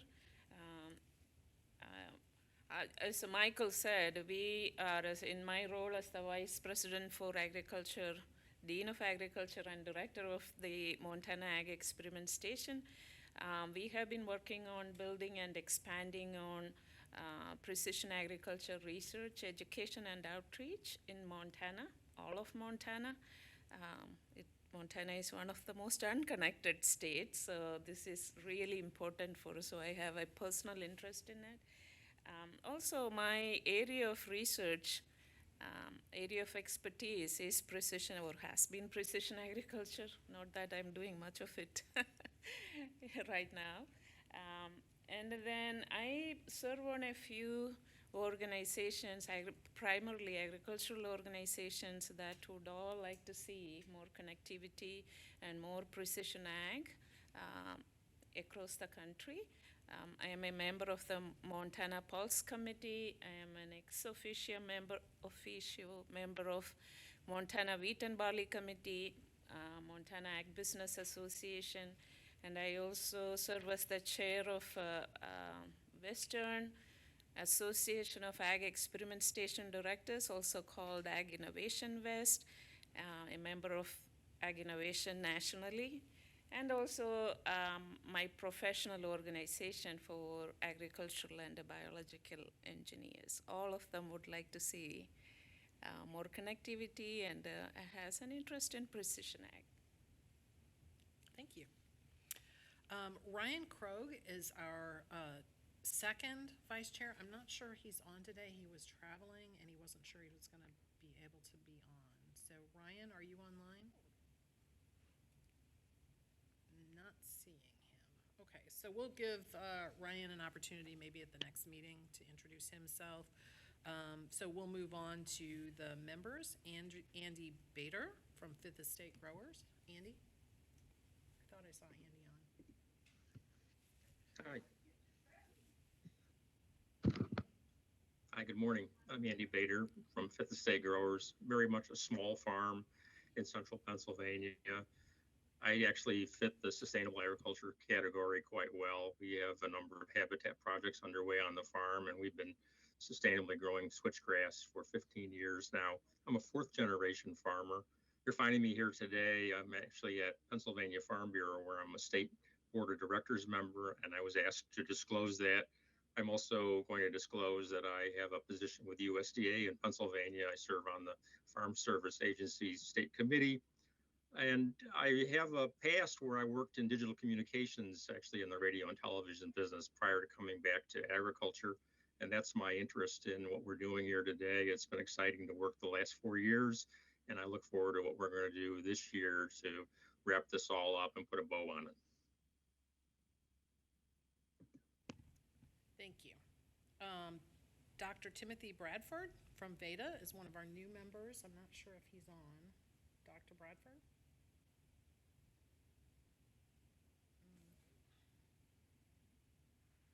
I'm not seeing him, so we'll give him an opportunity at a different meeting. Julie Bushell represents Irrigation Association. I know Julie is traveling and is on and off, so I'm not sure if she's on. Julie, are you Unknown on? participant is now joining. Julie, are you on? Okay, she was going to be on and off today because she's traveling, so we will give her another opportunity at another time. Joe Carey is Okay, Joe Carey is this is Carolyn Price trying to call in. Hi, Carolyn. We can hear you. Okay, good. Yeah, we're not quite to you yet for introductions, so I'll be circling back to you in just a couple of minutes, okay? Thank you. Okay, Joe Carey is a special government employee, and what that means is he is here in his personal capacity, not representing another organization. And he has been a previous member of our working groups, and so and he's here with us in person. So, Joe, I'll give it to you to introduce yourself. Thanks, Christy. As you said, I'm a special government employee, which means volunteer. It's funny how the government makes it sound so complicated. I have been doing communications and primarily wireless communications for most of my career. Graduated Iowa State in 1988, fine agricultural school. I graduated in the engineering program, and graduated University of Colorado in 1993. For the past 8 years, I've been working for Trimble, which has a large precision agriculture business. Recently announced a joint venture with AGCO, and in that capacity, I was the director of wireless strategy, supporting the natural resources sector, trying to connect all the unconnected assets in the field. And I served on the board of directors of Conectar Agro, the Brazilian Connectivity Association. Supported the autonomy group as well as agriculture, and collaborated with construction and transportation businesses. Evaluated emerging technologies like satellite, vehicular, and 5G, private wireless, that sort of thing. Thank you, Joe. Next up is Heather Hampton-Nodal of Nodal Limited Farms. Heather, I know she was on. Yeah. There she is. Go ahead. Great. Thank you. All right, thank you. It's exciting to be part of the task force again at Nodal Limited Farms. It seems that we do farm full-time year-round, although we raise corn, soybeans, winter wheat, Black Angus cattle in South Central Illinois. Today we are hauling grain and working on our planters, getting ready for spring. And regarding other roles, I am the immediate past president of American Agro Women. I'm also on the AI Farms Advisory Board, so that's artificial intelligence for food and ag resilience, that's headed up out of University of Illinois, but in cooperation with several other institutions and industry. Serving on the Autonomy Institute out of Mississippi State, and the Fiber Broadband Association, serving on a precision ag committee for them, because we have used precision ag technologies on our farm, gosh, since the mid-1990s. So early adopters, definitely 96, 95, 94, 93, somewhere in there. I'm also on the Illinois Governor's Rural Affairs Council as a citizen appointee and work on Economic Development Subcommittee in that role. And I need to disclose that I'm also on the SCI, that's South Central Illinois Prairie Works 501c3, where we're working for workforce development and training opportunities. I think that's all I had to disclose officially, but and I'm a 4-H leader. I should disclose that. That's all I got. Thank you. Thank you, Heather. Next up is Carolyn Price. I know she was having some technical difficulties, so she's dialed in now. Carolyn? Well, thank you very much. I'm Carolyn Price, and I'm the Executive Director of the Upstate New York Towns Association. We're located mainly in the southern tier of New York State. It's a very rural area. Most of the towns we represent are rural, and of course, also they include farms within that area. I served 2 years on the deployment working group, just finished that. I learned so much, and I'm very happy to be joining the task force. I come from a farming family background in northeastern Pennsylvania, so farming has always been very near and dear and close to me. I am also a candidate for an EDD in Learning and Organizational Change at Baylor University. I'm in my last year, and my dissertation is on digital inequity in a rural broadband desert and how that inequity has caused barriers for teachers and students at the elementary school level. And I'm hoping that the vastness of my research for my dissertation, will be a help to whatever working group I'm in and the task force. So thank you so much for this opportunity. I learned so much. Thank you. Thank you. We have another member who's new to the task force, Brad Robison from National Rural Electric Cooperative Association, who's here with us in person today. Okay, thank you. Yes, I'm Brad Robison, the CEO of Tallahatchie Valley Electric Power Association. We are an electric cooperative that serves Northwest Mississippi. We've got part of the Mississippi Delta, where we see most of our large producers on row crop. We also have areas outside the Delta in the hills where we have smaller farmers, cattle operations, forest production. And we really just were seeing a lot of our small towns, our agriculture-based towns, that were drying up.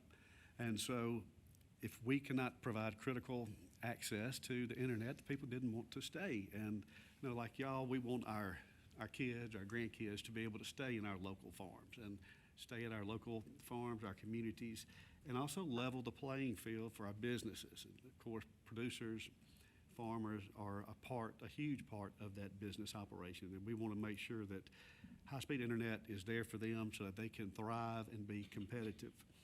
My burning question in our specific area was if we don't bring high-speed internet to these rural communities, who will? Very similar to what the administrator talked about on the electricity.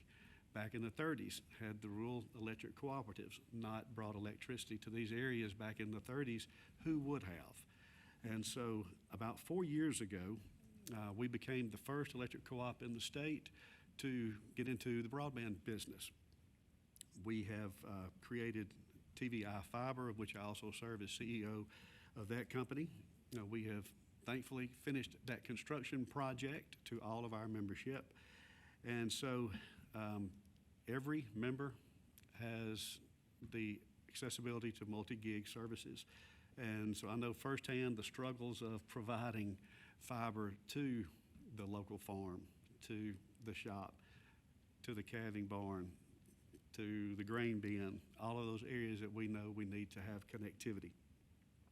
We did utilize some of the grants as far as the Reconnect grant and others, so familiar with those processes and some that the previous task force report identified.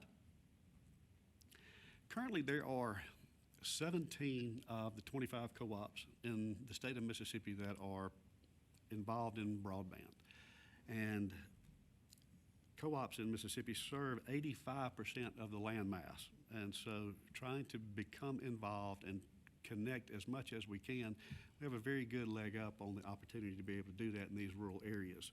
So in the last 4 years, we have built about 36,000 miles, hooked up over 160,000 Mississippians to these connections. We are now working to create a statewide network that is called Mississippi Fiber, of which I'm the president of that organization, where we are creating a statewide network to connect all of the co-ops together. And our primary goal being just increased reliability for our networks, as well as obviously our consumers.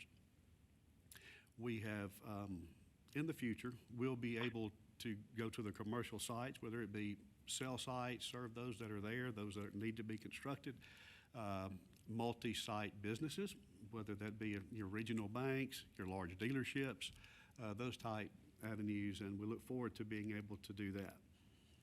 I've definitely seen the advantages of precision agriculture and the connectivity.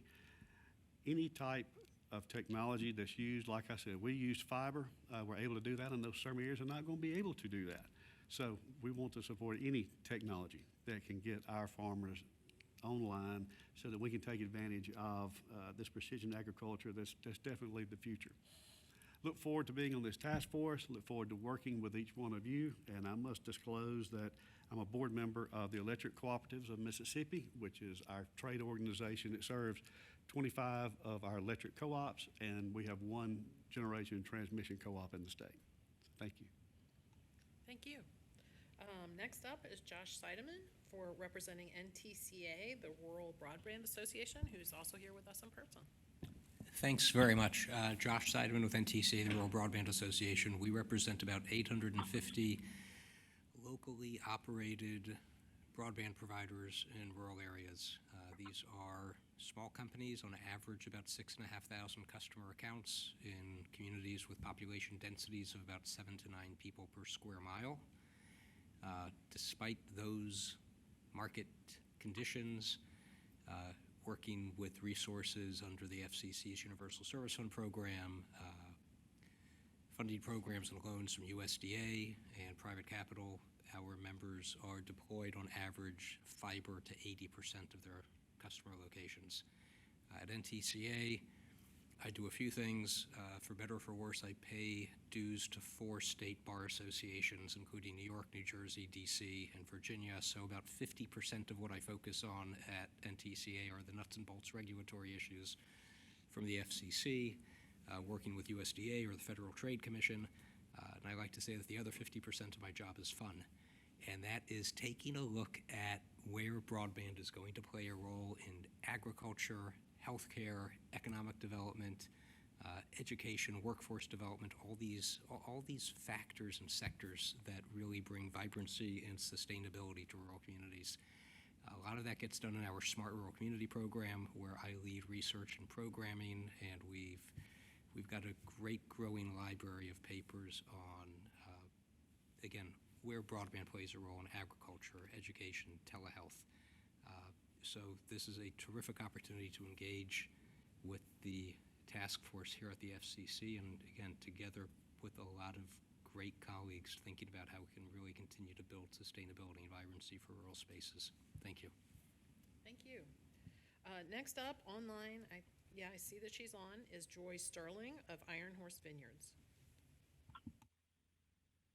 Good morning, and thank you very much. I'm delighted to see everybody and be on this final term of the task force. I have the pleasure of being a partner and CEO of my family's winery in Sonoma County, California.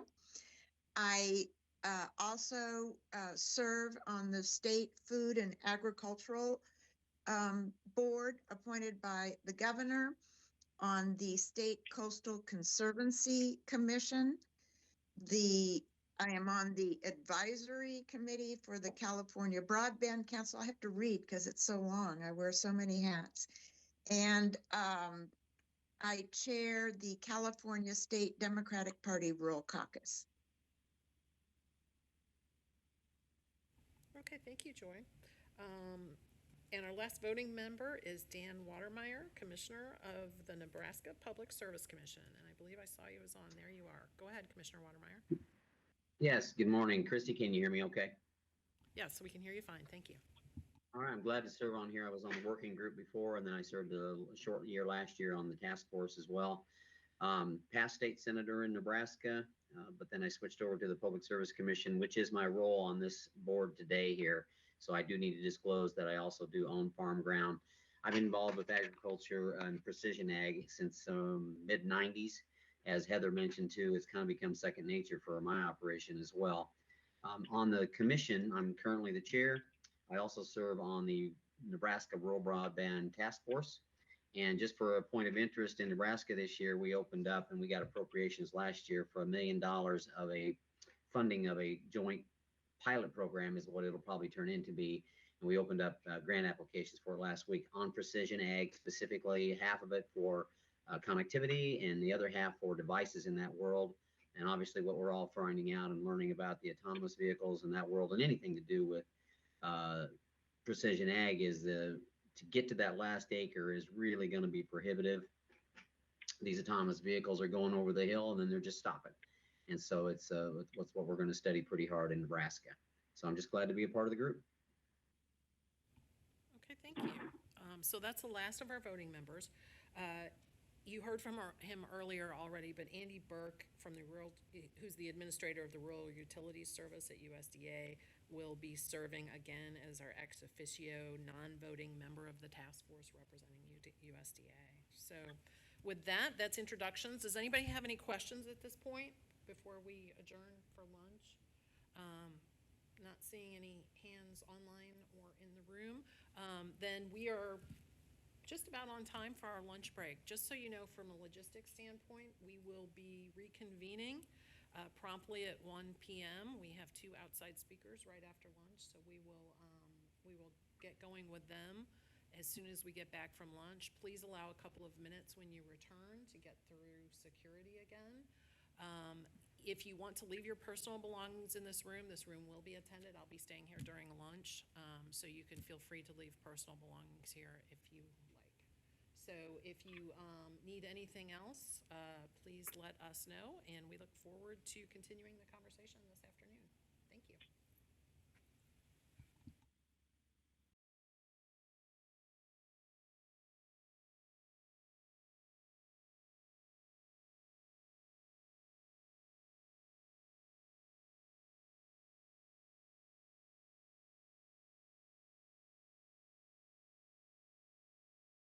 Okay, everybody, I think we are ready to reconvene for the afternoon session. Let me be sure everybody's been admitted. Commissioner Dan Watermeyer is now joining. So as I mentioned this morning when we talked about the agenda, we have 2 speakers this afternoon, and I will hand it over to Dr. Adeline to chair from here.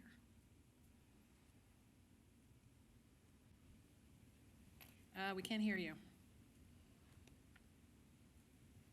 Are you muted? Are you muted? No. Try again. No, we're still not hearing you.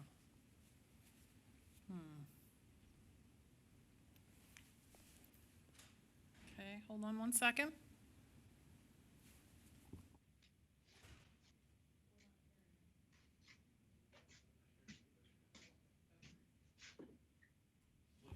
Hold on one second. We're getting technical assistance.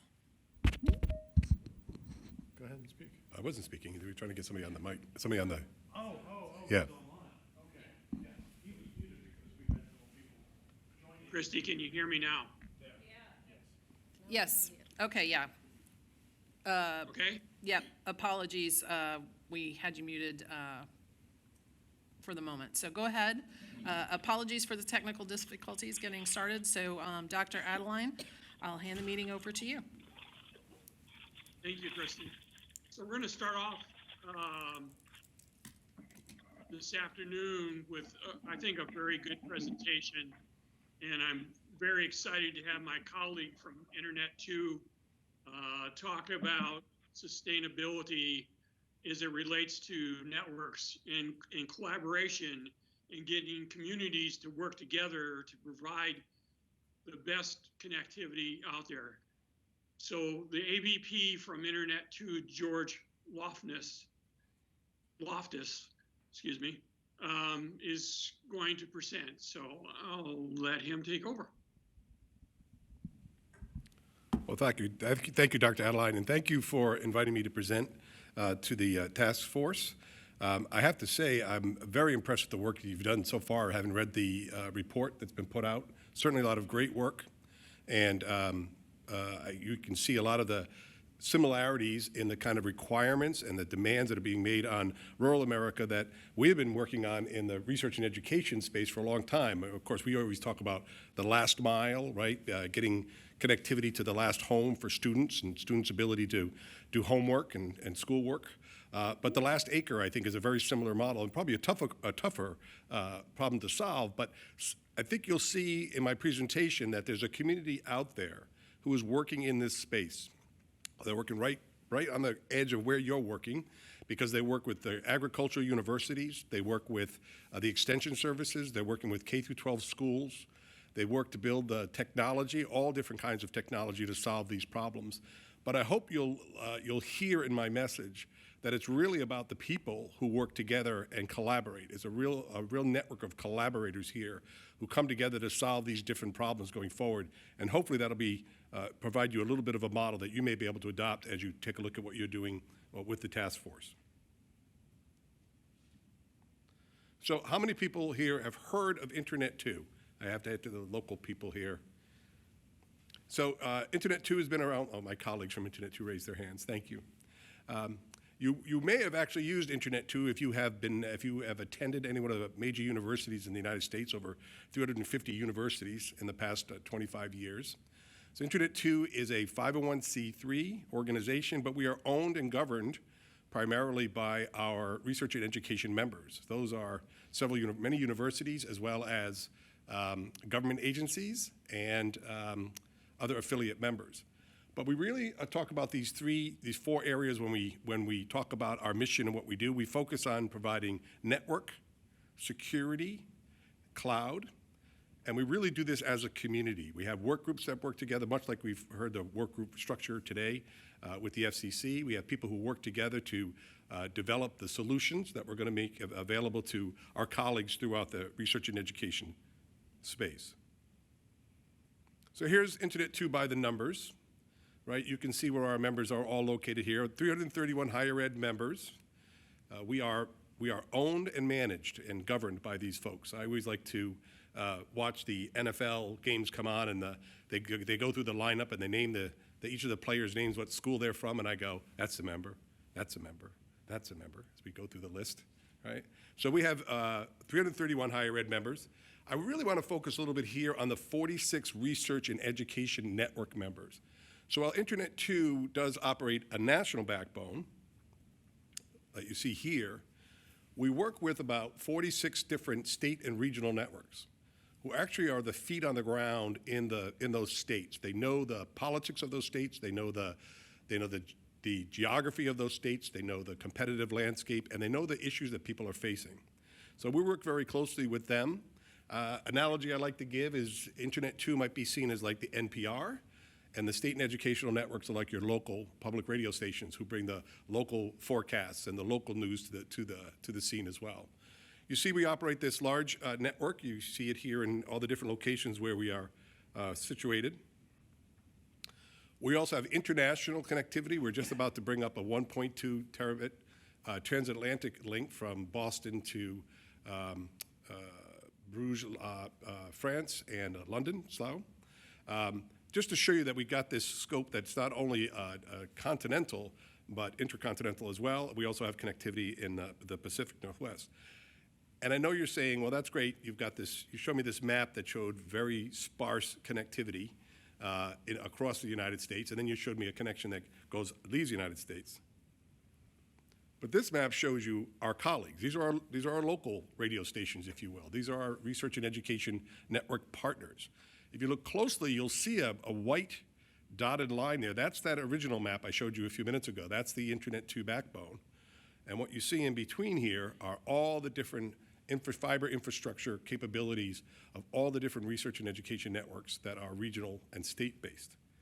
We can zoom in a little bit, and you can start to see, this shows a little closer look at some of the folks that are in the central region, for instance, all the way up to the Northern Lights in Minnesota, down to Moornet, Missouri, right? Merritt in Michigan, Canron in Kansas, and then this is a little southern shot where we've got OneNet in Oklahoma, Learn in Texas, we've got FLR in Florida, Mission in Mississippi. So you see there are these vast networks that are in place to provide connectivity between the research and education community. And that community makes up higher education, in many states K through 12 schools, libraries. Many of the E-rate funds are used for that. They may connect hospitals. Generally the nonprofit, they'll connect government entities quite often. Government, nonprofit, and similar affiliates provide connectivity.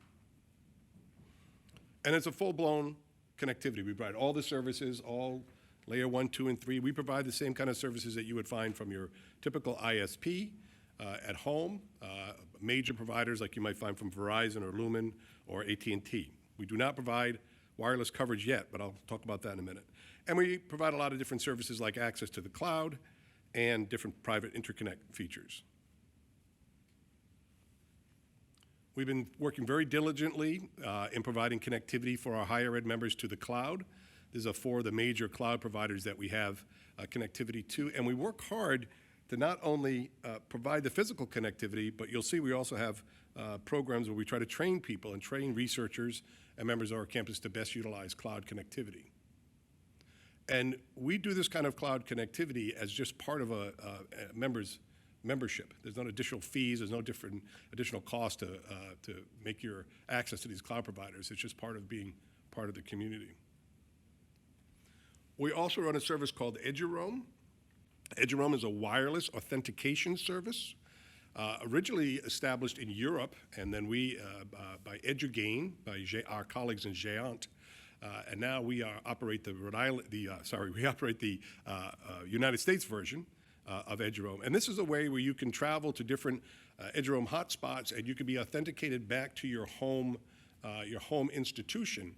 Originally used by researchers who traveled, to different institutions to do work or different countries to do work.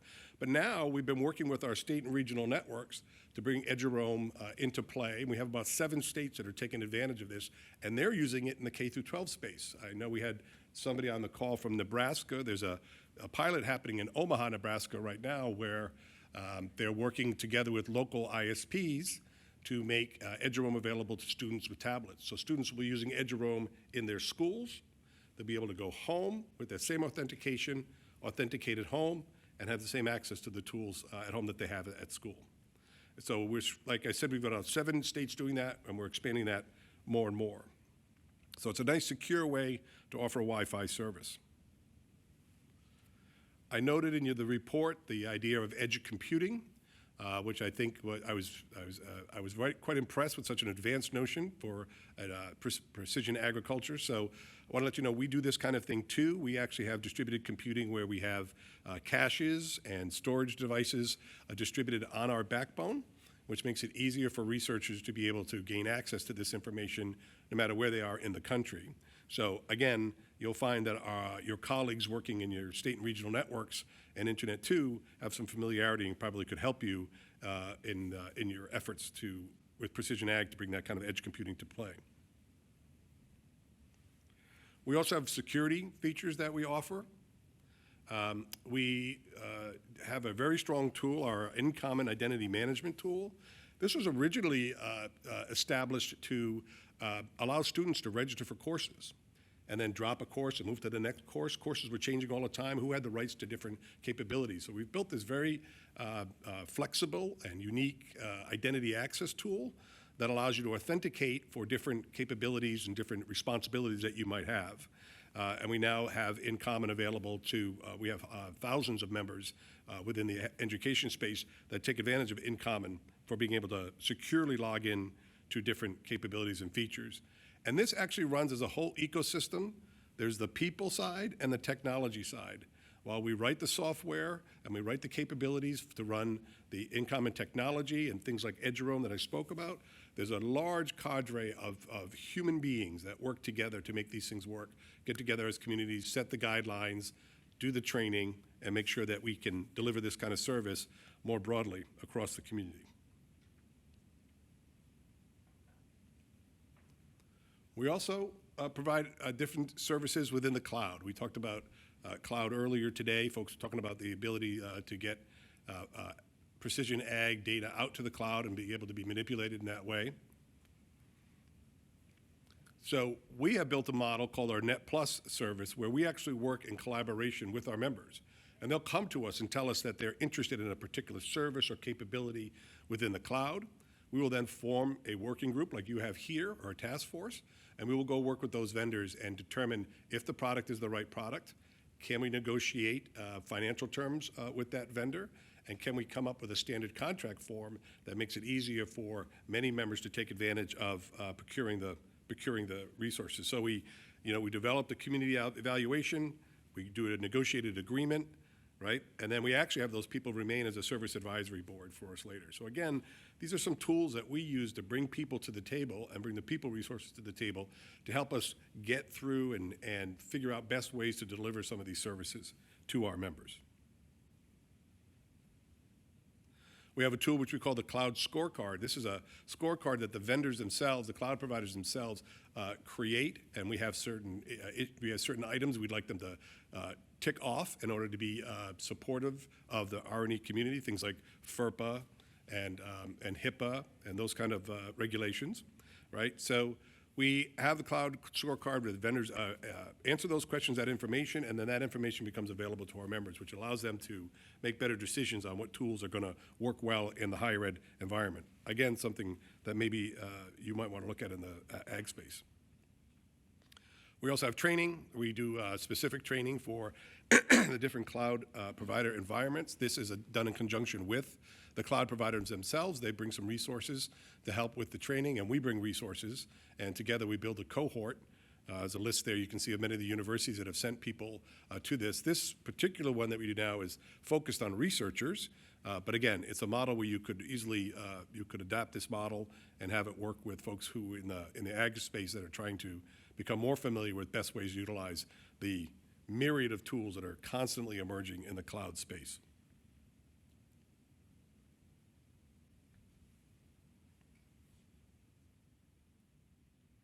And we do all of this as a community. Internet 2 has about 125 employees, right? But the efforts that we do are always augmented by the work of our members in task force, in working groups and special interest groups. Right now, we have a special interest group that's really focused on network automation. One of the issues that we're seeing, quite honestly, in our rural universities is being able to keep up with the workforce and keep up with the talent. So we're trying to find ways to help automate some of the easier tasks, automate some of the tasks that can be automated, right? So that we can free up time with our engineers so they can work on the more complex problems in front of us. So we're trying to find ways we can work together, develop tools for automation, and share those tools. We recently went out and spoke to our members. We had a 5-year roadmap plan and asked our members what they felt we should be focusing on as we go forward. And we broke it down into these three themes, right? Infrastructure and services. I've been talking to you a lot about the infrastructure that we have nationally and internationally. And the services that we offer. Convening, collaborating, and partnering, right? This is exactly what I've been talking about in terms of bringing people together. We have 2 major conferences a year where we bring people together and we learn from each other on what has been successful and what has been working in different environments. Collaborating and partnering on things like cloud connectivity and cloud contracts. And innovation and transformation. We're spinning up 2 innovative groups, one on AI and another one on quantum computing. So we're trying to make sure that we are also keeping an eye on the future so we're ready to respond should our members come to us and ask us for more assistance in that space. And while I say Internet 2 is spinning up these things, it's our members, right? It's people from the different universities that will be sitting in those committees and doing the work in that space for us. We are currently working on a NSF grant, the Minority Serving Cyberinfrastructure Consortium. Internet 2 actually holds the grant, but we're working very closely with minority serving institutions, HBCUs, TCUs. This is work that we're doing with tribal colleges as well as HBCUs to start to build up the cyber infrastructure and the workforce that they have on their campuses to really start to develop and become a part of the research environment around them. So quite often we're working with the land-grant institution that's near that tribal college. We're using things like our edge computing tools, right, to allow them to log in and gain access. We're leveraging that in-common trusted identity tool that we have that allows them to log into a computer system at another university because they're authenticated and be able to take advantage of those research tools that they may not have on their own campuses. So this is a space where we have been convening the community for the past, I think, about 3 years now. And again, it's a model where the NSF has done some funding that might be helpful as you look into some of your solutions going forward. We also have our Community Anchor program. This is the program where we work with our state and regional networks on providing resources to K through 12 and libraries. We've been working very hard on our Gigabit Library program, helping libraries determine how to increase their capacity and test and ensure that they have the capacity that they need. And we have certain other community anchor programs that are different content. We have the Presidential Libraries effort that we do in conjunction with the National Forest Service, and we deliver content into K through 12 schools through our local affiliates. And I just wanted to leave you with one last example here, and this is from our colleagues, and I heard somebody, actually it was the presentation this morning that the gentleman said he was in Missouri.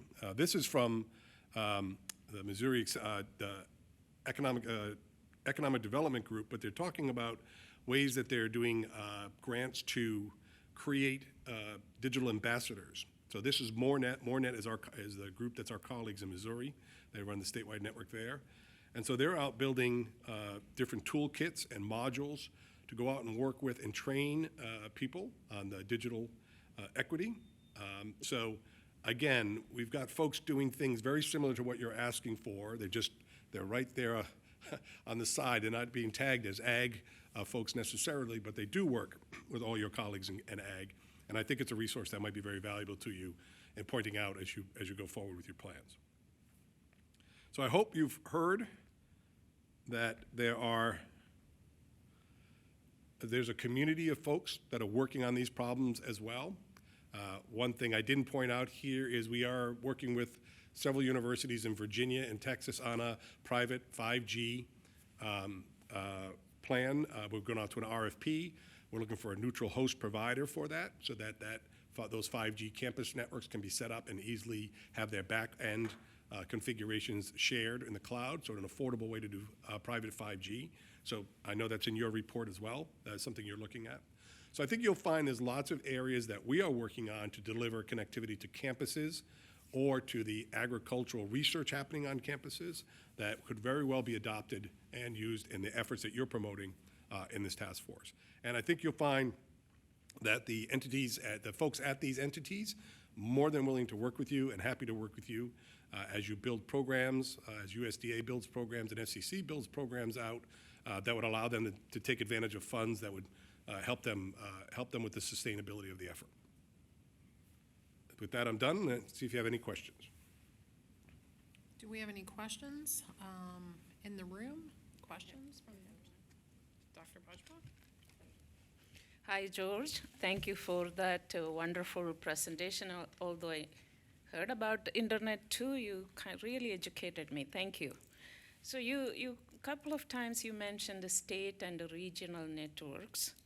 I come from a state where there is no state network. One of the few, yes, you do. Yeah, we have surrounding states that has state networks. So I'm just wondering about institutions in states that do not have a state network and how the programs you are developing can benefit them. I'm particularly interested in, our state has 7 1994 land grants. So those are Native American community colleges. And my Montana Ag Experiment Station has 7 research centers in rural communities that do not have a great network. So I'm just wondering about these tools and programs that you are developing. What are your thoughts? What is? Well, what we have seen historically is what happens is the universities are the ones that drive that. So Montana State or the University of Montana would be the ones to extend the connectivity that they have. So both Montana State and University of Montana are connected to Internet 2 directly. But we will work with you, but it's usually an in-state issue. But that's what we see. We see that, especially I think today, if the universities are talking with the state broadband office, with the different federal funds that are coming forward, it might be a great opportunity to start to see if there's some collaboration that could happen. Yeah, Montana State has no authority on Native American community colleges. They are very independent institutions. You talk about the state broadband office. They are struggling to find the skilled workforce to meet BEAD requirements for laying the internet. So these are challenging issues. Yes. But thank you. Yes, and I would recommend you get in touch with our folks at the MSCC in terms of the tribal colleges, because we are working with that NSF grant with several tribal colleges. I'm not sure if we have anybody in Montana offhand, but I would welcome that inquiry, and we could find out for you. There's work we can do there as well. So we do have a couple of questions online, but before we go to them, are there any more questions here in the room? Nope. Okay, then let's go online first. Heather Hampton-Nodal. Okay, well, I think the first question, and I'm not knowing if I'm going to be leading a working group again or not, but George, would you be available to speak to any working groups as we're booking speakers? I would be happy to, yes. Okay, because I think there were just a series of questions that came to mind more about this getting into the weeds on the mechanics of funding, staffing, memorandum of understanding, if that combination of public and private in different places, and how could we apply a concept like EduRoam. In our connectivity needs working group last round, we had a lot of questions related to, we can't call them roaming agreements, but the idea whenever 45% of our farmed acres don't have cellular service, how are we supposed to complete the connectivity ecosystem, if you will, right, to be able to manage our data and our equipment? So we just love, I think, the opportunity to get more ideas and how this could actually be functional and sustainable economically over the long haul. I'd be happy to help if I could. Okay, thank you. Thank you. Dr. Adeline?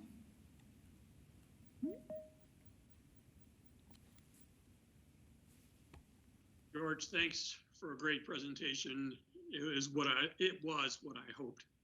But I'd like to ask you your thoughts on, as you work with everyone in this network, how do you do validation and verification so everybody has confidence in what they're being told?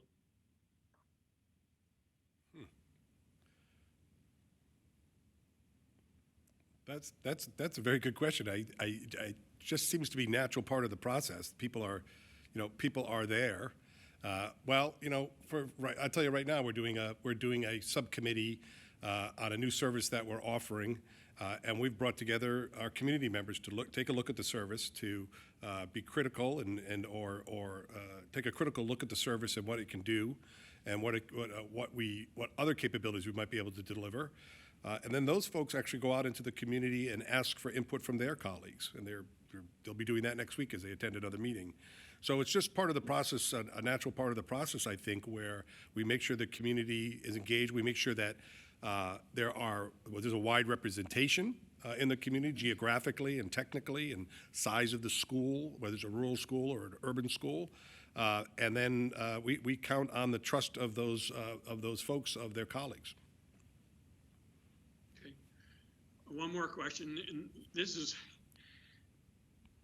committee's got to look to the future. This task force has got to look to the future.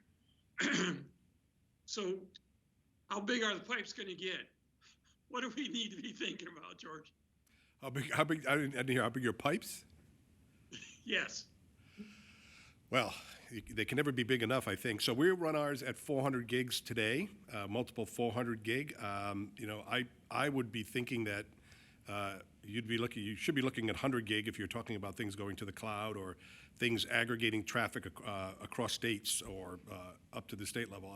There's not much of a financial reason to deal with things below 100 gig on the big pipe space.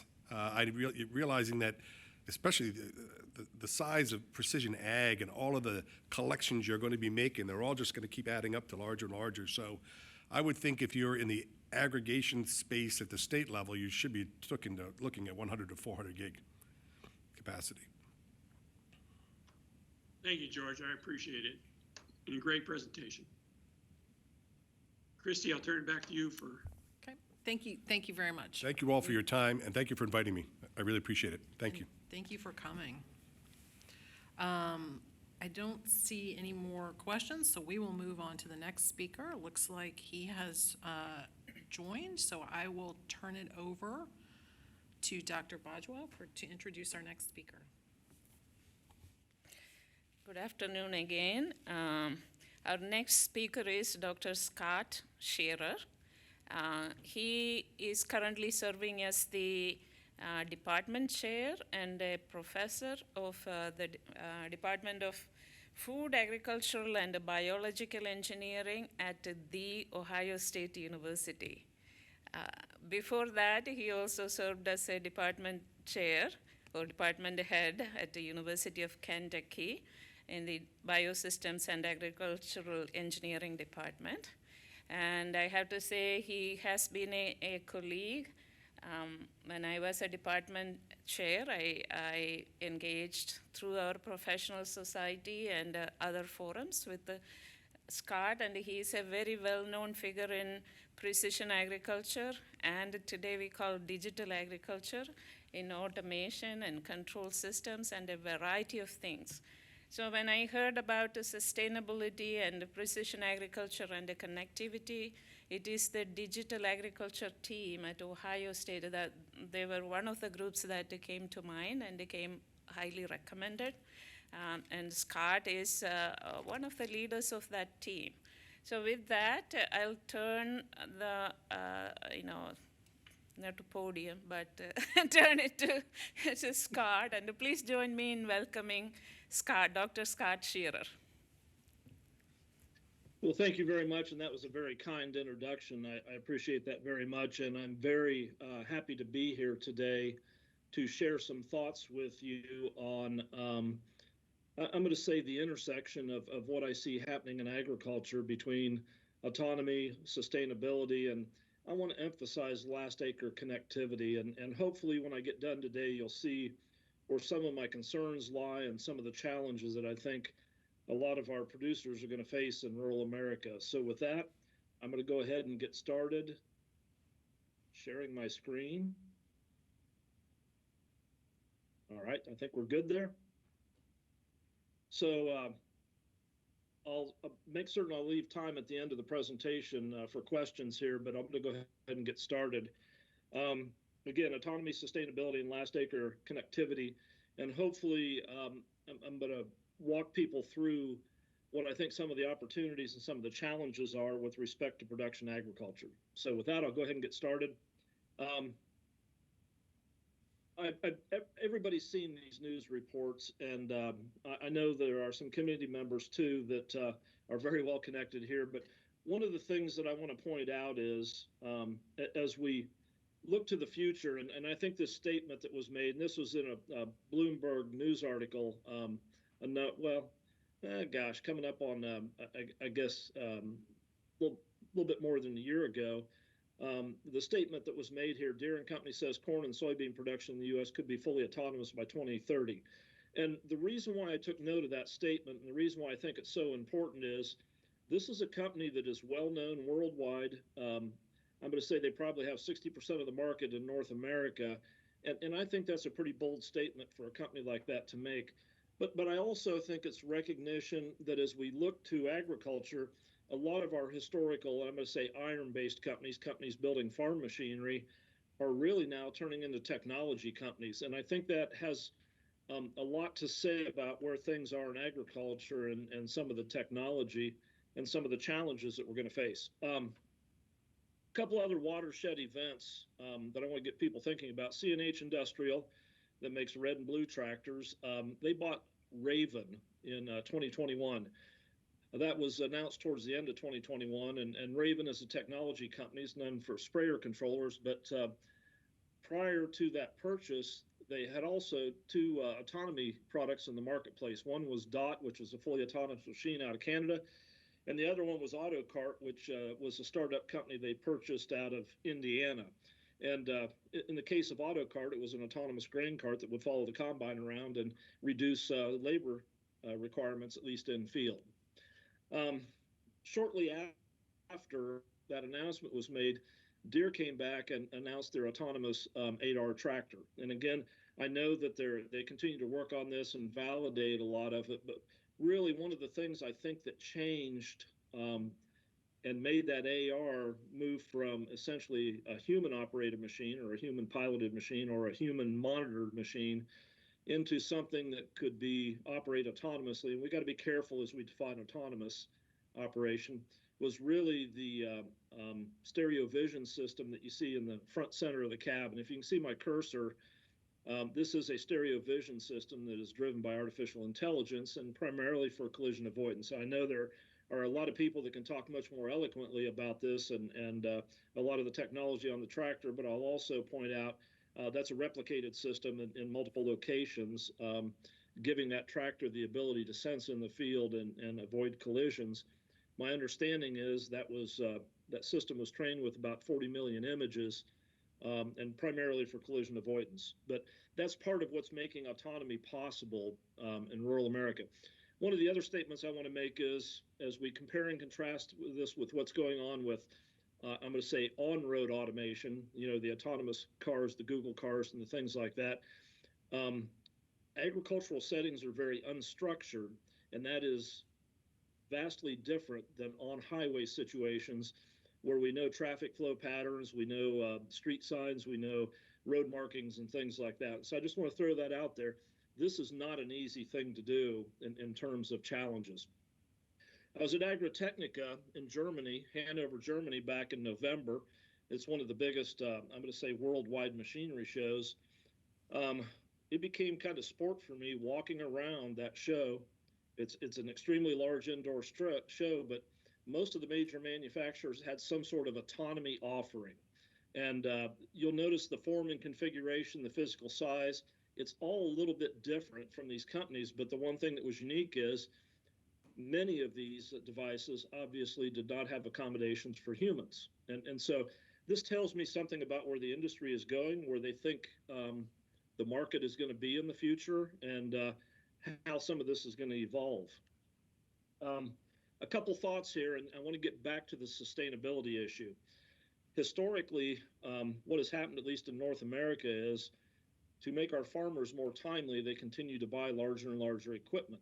I put these two graphics together to kind of illustrate a point. On the left-hand side, we have what I consider to be traditional sized equipment. I just put the tires in there where they would be relative to the machine, but this is a four-wheel drive tractor pulling a grain cart, and it would be following in corn production where the combine had a 12-row header. A couple of things to think about are axle loads as equipment gets increasingly larger, and maybe what's happening in terms of the soil response. And when I talk about response, I'm really thinking about how deep of influence into the soil profile would these axle loads be in terms of soil compaction. The other thing is how much of the area is trafficked. And if we have a tractor and grain cart chasing a combine, on the left-hand side, about 50% of the field surface area is going to be trafficked with that, what I'm going to consider to be very high axle loads. If, in fact, we go autonomous, one of the thoughts is our equipment could get much smaller. And so what I've done on the right-hand side is kind of shown what I envision to be the footprint of a maybe 100, 130 horse tractor. Obviously, the operating width is not nearly as great. But the other thing is that reduced axle load really reduces the risk of soil compaction. So one of the things that could come from autonomy in terms of sustainability is instead of having single large vehicles that farmers rely on right now to be timely, we might go to multiple smaller machines. This graph, these two plots here, give an indication of soil response, and in this case, we are using cone penetrometers to look at the physical resistance of the soil. The higher the readings on the cone penetrometer, that would be more indicative of soils that have been compacted. And I want to point out here, whenever we have traffic events from wheeled as well as track tractors, we tend to see this, what we call nose, compaction nose forming 6 to 8 to 10 inches below the surface. A lot of our farmers will go in and remediate by using deep tillage. And so the right-hand side, we see deep tillage, the left-hand side, we see that compaction nose, but the farmers are seeing a yield response from doing that deep ripping, which is very, I'm going to say, equipment intensive, as well as it consumes a lot of fuel. And so the question I think that comes to mind is, if we go smaller, do we see a difference in what that compaction nose might be? And do we get to a point where maybe farmers don't quite need to do as much deep tillage? I think it's one of those things that has to be proven out, but I'm kind of throwing it out there as a possible benefit when I look at sustainability and autonomy. Kind of going to another extreme, we have what has been proposed by AGCO, which again is one of the major equipment manufacturers. This is a single row planter. It's a concept vehicle. I think in the left-hand side, what you'll see is multiple machines in the background, suggesting that, and this is really the other extreme, machines might get really, really small and you might need a swarm of those. Not too much different is a company out of Australia, Swarm Farm, that is building autonomous sprayers. These started out with about 30 horse diesel machines. They were fully autonomous. But the most interesting thing is, and I had a chance to talk to the owners of the company, Andrew Bate and his wife Jossie. They were here in Columbus, Ohio back in June of last year. But I got to asking, how many of these sprayers have you sold in Australia? And they said about 55. And I said, that's interesting. They got out their smartphones and showed me the location of all 55. And the thing that I think was noteworthy is a lot of them were inactive. And I said, what's that mean? They said, well, they're in a barn. Okay, I understand that. Several of them were active but sleeping. Okay, why are they sleeping? Well, it's nighttime in Australia. Then I found 3 of the machines that were actually out spraying. And I thought, wait a second, you just told me it was nighttime. They said, yes, but the weather conditions are such that we can continue to spray. And so we talked a little bit more about that. And they said one of the things they're doing is tying into, obviously, the internet to look at local weather reports. And when wind speeds get too high, they shut the sprayers down because of fear of drift. The other thing they're very concerned about in Australia are weather inversions. And again, it is a drift type situation. So what we could have in the future with these autonomous machines is weather responsive machines. In other words, they're spraying when it's fit and not spraying when it's not. I'm going to show this video. We shot this at the Molly Cairn Agricultural Center just west of Columbus, Ohio.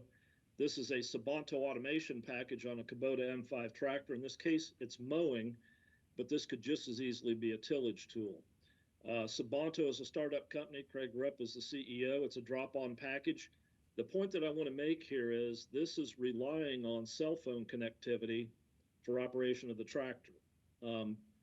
When that link is broken, the tractor stops. The other thing is that cell phone connectivity is essential for monitoring the progress of the tractor. The reason why I bring this to light is this automation package is available today and can be purchased, and farmers can start using it. They're finding, obviously, mowing as one of the jobs for this. That makes a lot of sense, whether it's airport, turf farms, and things like that. But we also begin thinking about how does this translate to production agriculture in the state of Ohio. I want to remind everybody that the most important thing about this is they're using a cell phone carrier, and that connectivity is essential for this to perform its function. A lot of the computation is done in the cloud in terms of path planning. That information is transferred to the machine. And then the machine is in communication with the cloud in terms of monitoring and updating its position in the field. Again, this is available today, and farmers, if they choose to, can buy this package and implement it. This is a statement from Craig Rupp, and I'll let you assign any significance to this in some respects, but his statement, if you're using a large fixed frame tractor, that would be something in the range of 400 horse, the cost of a planting operation, that's operation of the equipment, is about 25 cents per horsepower hour. 400 horse tractor, that'd be $100 an hour. He said hours are down to 7 cents per horsepower hour. And again, a bit of a different cost between the two tractors. The Kubota tractor that I showed you was about 111 horse, and it's kind of a bare bones machine. There's not a lot of technology on it, notwithstanding the automation package that was dropped on. So when we think about, again, sustainability, this profitability thing kind of creeps in this case. Shift gears a little bit, and I think this is kind of instructional, get people thinking. This is a different type of sprayer. Photovoltaics operating it. There's 2 robotic arms. They're using artificial intelligence, and they're doing micro sprays to kill the weeds. Suggestions could be pretty significant herbicide reductions, something on the order of 70 to 90%. Again, as we begin connecting machines to the internet, as we deploy AI, there could be some tremendous potential in terms of the effectiveness of a lot of our pesticides being able to sense and control machines. And I think we can see pretty significant reductions on environmental loading and perhaps even better nutrient use efficiency ratios as we even transition this technology into nutrient management. I don't want to leave this one out. A lot of us have been thinking about drones and their place in agriculture. And historically, we've relied on drones in agriculture to get remote sensed imagery, which is a great use, no question in my mind about that. But in the state of Ohio, this is beginning to crop up. We have a number of companies, probably something on the order of 20 to 25, that are flying drones to do spray application, and generally to grain crops. It would be fungicides in corn and soybean fields. This HelioAg 272, it's a company, I believe, headquartered in Texas. To give you a feel for this, you look at it and you think, oh, it's just a drone, it's a small thing. The tip-to-tip rotor on the outside rotors is about 13 feet. This holds 18 gallons of spray mixture, and fully ballasted, fully loaded with spray mixture, this is about a 386-pound machine. We have a number of companies in the state of Ohio that are using these. They're applying 2 gallons of spray mixture per acre. And this is becoming, I'm going to say, a bit routine in the state of Ohio now. Some of these companies with multiple drones have been spraying up to 25,000 acres during the growing season with this technology. This is an evolving thing, kind of interesting for the way it's taking off. Most of you are probably aware, and I'm not going to probably share a whole lot with you here that you don't know about, but farmers have a lot of opportunities to connect their tractors, if you will, their combines and their sprayers to the internet. And we understand what cloud service provisions mean in terms of the data that's being accumulated. Increasingly, our farmers are turning to a number of in-situ sensors, weather stations. If you're doing any kind of irrigation, you're more likely going to have some sort of crop soil moisture sensors. And again, it's going to allow our farmers to do a lot better job of managing irrigation water in these fields. Switch gears a little bit here. AI-driven spray application. Upper left-hand corner, we have Deere's See and Spray technology. There's cameras on the boom, processors on the boom, and the spray nozzle are turned on and off as, I'm going to say weeds or, I'm going to say weeds are detected within the crop canopy. Bilberry, the one on the upper right-hand corner, is a company out of France that has the same technology that is now owned by Trimble. And then down below, we have Green Eye technology. Again, all of these are camera processor combinations that rely on artificial intelligence to make decisions about material application in the field. Again, Deere has reported herbicide reductions, depending upon the application, of 70% or more using this type of technology. I put this graphic together. We have an NSF Institute at Ohio State focusing on artificial intelligence and most specifically democratization of it, making it widely available. But I put this graphic on there to get people thinking about it is quite conceivable that when sprayers pull into a field in the future, we will have to download an intelligence payload. That is the classifier, if you will, that will be used to turn these camera images into some sort of actionable information. We may have to divide intelligence payload for a specific crop, maybe a hybrid, a specific stage of growth, and maybe even a historical weather pattern up to that point in time. This continual connectivity of agriculture to the cloud is going to be essential as we deploy these technologies.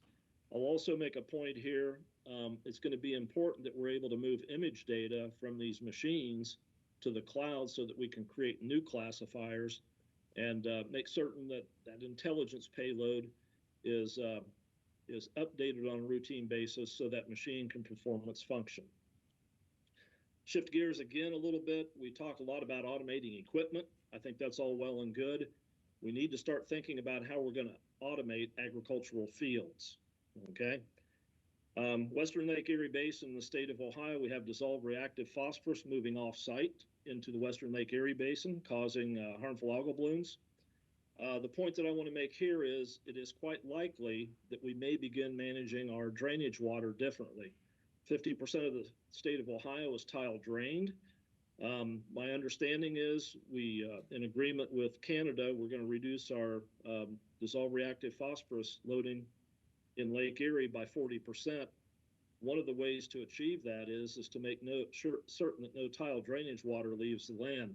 There are some thoughts about tile drainage water, making some impoundments, storing that water, and then using it to irrigate the fields. And so again, protecting that off-site movement of nutrients and then using it as a benefit to farmers in low rainfall periods of the growing season to actually increase yields.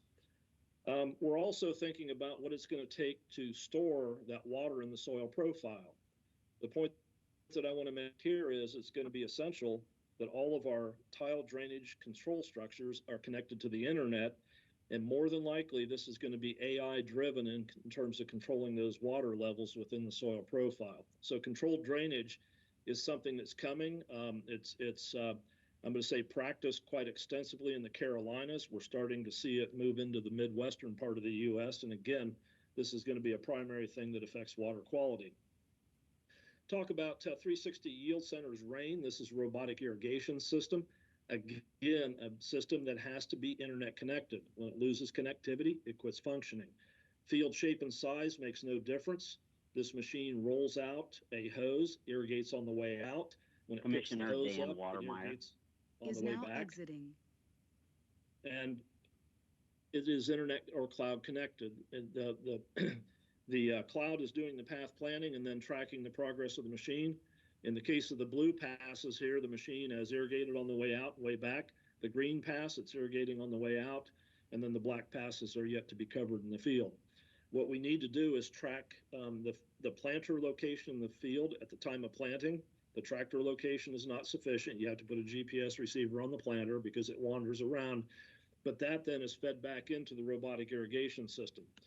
The point that I want to make, and as you look at this machine, it is a high clearance machine. That means we have access to the crop during the growing season.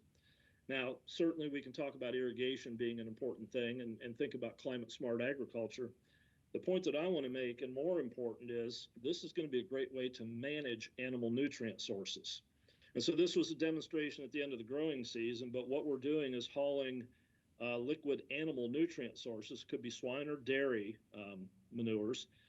We're using a frac tank to store those in the field, but then we're metering those into the water stream, and now we can apply nutrients or animal nutrient sources anytime during the growing season. Historically, farmers have applied animal manures to the ground before the cropping season, and then again after the cropping season, but that is also, especially before the cropping season, where we see a lot of off-site movement of nutrients, and we see high nutrient loading on some of these fields because of the need to empty lagoons and storage structures on farm. This is a game changer in terms of our animal enterprises in the state of Ohio. and we're able to manage those nutrients much more in alignment with crop needs. Talk about this a little bit. We're quickly becoming a state with a lot of solar farms. There are some projections we could have close to 250,000 acres of solar farms. Most of those on prime farmland. This is the Madison Field site, which is in, well, west of Columbus here, just about 30 miles. We have a DOE project. One of the things we are looking at is farming under solar panels. And there is a lot of space, there is a lot of sunlight, but the difference here is it's going to be much smaller equipment. I show the slide of the 3 ZTR mowers in here because right now the maintenance cost, mowing, if you will, are pretty substantial. We think that solar farms and agricultural production can coexist. We'll be starting out producing hay, but then we'd like to move to grain crops as well. Corn and soy, or I'm sorry, wheat and soybeans to begin with, but then maybe even some of the short stature corns. What we're thinking about is automating the equipment as we farm between the rows of solar panels. I'd be remiss if I didn't mention something about dairies. Wasn't too long ago, I got into a heated discussion between 2 dairy farmers about how to run Cat5 and cabling between their barns. I never thought I'd be in that kind of discussion, but we know as automation moves onto the farm, it becomes increasingly important not only to connect all the machines, but also connect all the animals. The gentleman that I got into the discussion with, everything was hardwired, and they were really struggling to keep their systems operational because of rodents and the electromagnetic fields. Talk a little bit about wireless access in the state of Ohio. This is a Verizon map. I'm sure everybody's seen these. But if, for example, 5G is needed for some of those connected machines, and I want to be careful because whenever we talk about bandwidth, a lot of these cell phone providers are optimizing for download rates and not necessarily upload rates. And then the other thing that's lost in these discussions would be latency issues. And so again, if coordinating machines in the field and some of these other things, the question is, if farmers are going to rely on 5G connectivity, where is it available and where is it not available? I always say if you need to run a 5G network or be connected to a 5G network to automate this equipment, as long as you're on either side of I-71 through the state of Ohio, you're doing pretty well. The rest of the state, the farmers are at a disadvantage. This was a study, white paper done by CoBank on CBRS networks. And one of the things that, and CoBank lends money to the cooperatives here in the U.S., but one of the things that they were suggesting is many of their co-ops could put in, I'm going to say CBRS networks, 50 of them for each co-op, and it would be cost effective to do that, to provide that last acre connectivity to farms. At Ohio State University, we've just installed our first LTE CBRS network. We're finding a lot of value in being able to control our upload and download rates and even prioritize our machines. It is quite conceivable this may be one of the solutions that our farmers may be looking for on that last acre connectivity. Obviously, backhaul is still going to be a problem, whether it's air fiber or fiber that's in the ground might make the greatest sense. I know that there are going to be a number of solutions. I know some companies are looking at space-based solutions, but this could be one of those stopgap measures that makes sense. We've been mapping our connectivity across the farm. We're somewhere around 60 to 70 megabits per second. Obviously, we have some pretty good areas and then some areas where we're a little bit challenged yet. So with that, I'm going to conclude my remarks. I'll stop sharing and we'll see if there's any questions. See, do we have any questions in the room? Not seeing any. We do have one hand up. Dr. Adeline? So thanks for the great presentation. What I'd like to hear is, so I did some rough numbers, and we have approximately 700 million acres of cropland in the U.S. and we need connectivity on 700 million acres. But the one discussion that happens certainly in the working groups and in the task force is, are we talking connectivity at the plant level? Are we talking connectivity at the edge of the field? With today's precision ag, what are we talking about is for connectivity to be effective and have people adopt precision ag because it works? That is an excellent question. The first thing that I want to acknowledge before I say much about agriculture is I know the first concern of a lot of our legislators in rural areas is first emergency services, then telemedicine and education, and I get that, okay? What I am concerned about is broadband connectivity to all of the acres in our rural counties. And so I want to be careful here. I think it could take many forms, and I think the pipeline, if you will, or the bandwidth is only going to increase over time. When I began talking about autonomy, I want to be careful here because there is a mindset that the machine's going to go out there and perform its function and nobody has to monitor it, okay? I think in the interim, what we're going to need until maybe the AI systems are developed are going to be real-time streaming video, okay? And by the way, not one stream, maybe 8 to 10 streams for a piece of equipment so that a person can monitor, a farmer can monitor multiple machines from a remote location, okay? And then make decisions about whether or not somebody has to be sent out to the machine. So that bandwidth is going to increase substantially. You know, if, for example, we have fiber to the farm, that's part of the problem because now I've got the backhaul problem solved. But the problem is, how do I get from the end of the fiber to the tractor, okay? And then how do I get between tractors? How do I connect all of my sensors? How do I connect all of my my sows in my farrow to finish operation, okay? And so, you know, wire is going to serve in some purposes, point-to-point wireless is going to serve in some purposes. But when we get into these machines that are moving through the field, if you will, when we look at that connectivity, it becomes much more problematic because of our lack of ability to focus energy in one point when we look at those radio signals. And so I don't know what the best solutions are, but I know that download and upload rates will be important. Upload, I want to be careful there. And I know that latency is going to be an issue. And increasingly, it's going to be essential that we have that connectivity 24/7. Super, thank you. Okay, I think we have one more hand up. Heather?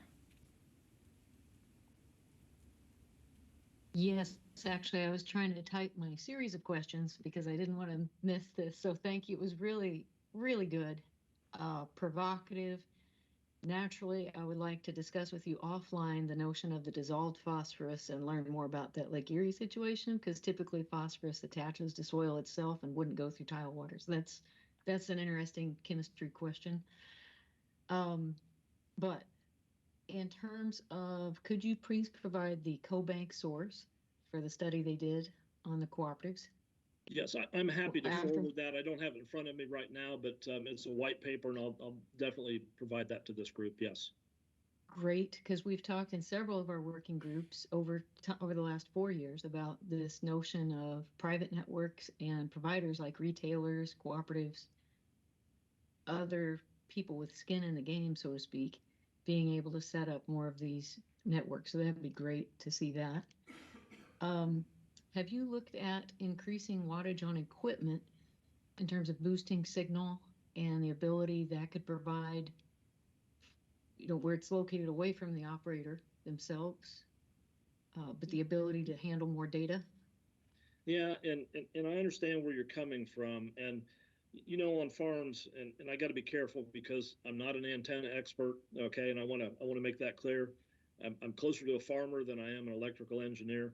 But, you know, we have this undulating terrain. We have trees that get in the way. That there's a number of things that affect that connectivity. There's also this issue of licensed versus unlicensed and what some of our power requirements are.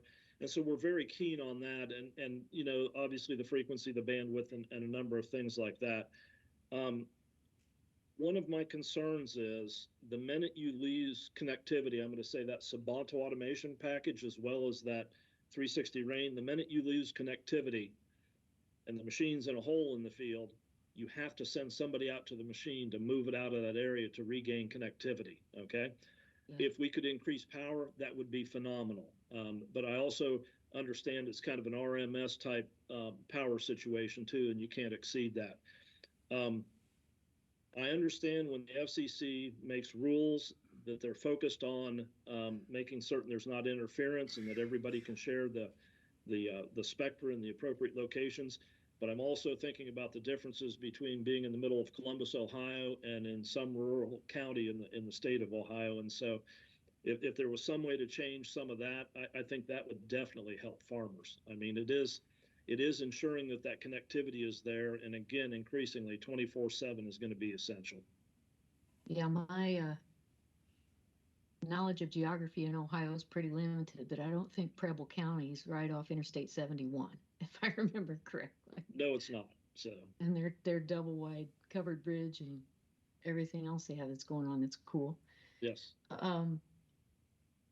We actually had a Sabanto tractor trialed in its kind of beta testing phase last spring on our farm, and saw exactly that within the difference of one side of the field to the other side of the field, lost connectivity, hours spent trying to overcome that hurdle.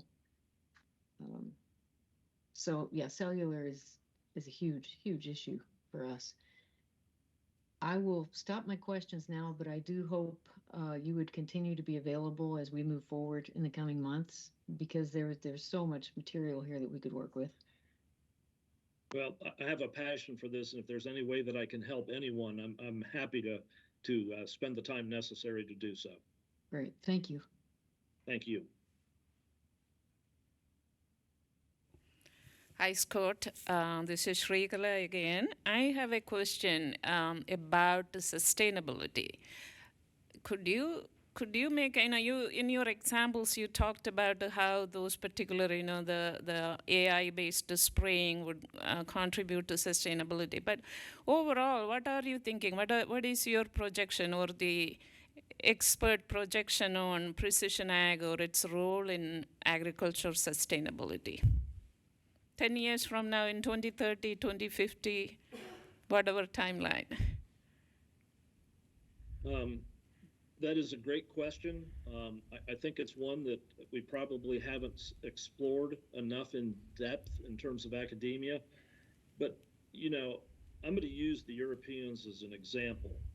If we get to a point where we're going to, and I'm not saying this will happen, but I'm using them as an example. If we get to the point where we're going to limit the number of units of nitrogen that can be applied per acre per growing season, then farmers have to begin making decisions. How do I best use that nitrogen to get the best economic return in some respects? Again, nitrogen is one of those nutrients that is extremely mobile. It ends up in groundwater and surface waters very quickly.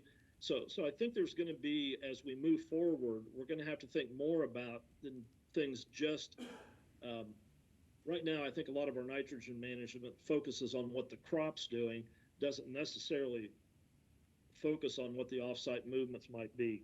I think we're going to go, my personal opinion is we're going to spend more time on in-season application of nutrients just to ensure that we're applying the right amount when the crop needs it, to again, avoid any kind of nutrient deficiency in the crop, but more importantly, to get our nitrogen utilization efficiency up. And I'm going to say phosphorus utilization efficiency as well, as being two of the more problematic nutrients as we look around the country. I think we will also, some of the technologies, and I'm going to go a little bit of a different direction, but I'm suggesting that maybe the EPA relax some of the setback requirements if we're able to use different application technologies. So in other words, if we're spot spraying weeds by themselves, why can't we apply a little bit closer to creeks, if that makes sense? And so I think there's going to be a lot of things that change as this technology continues to evolve. The other thing I'm going to say is we will not apply inputs unless there is an economic return on those inputs. And I think that's what AI is going to drive as we move forward. Well, thank you, Scott. I enjoyed your presentation, and it's very informative for our entire task force. Thanks again for taking the time to come and talk to us. Well, thank you very much for the opportunity. I appreciate everyone's time today. Thank you to both of our speakers this afternoon. I think both presentations were really informative and sounds like there's a lot of interest that maybe the working groups will want to follow up. So that's great. Thank you both very much.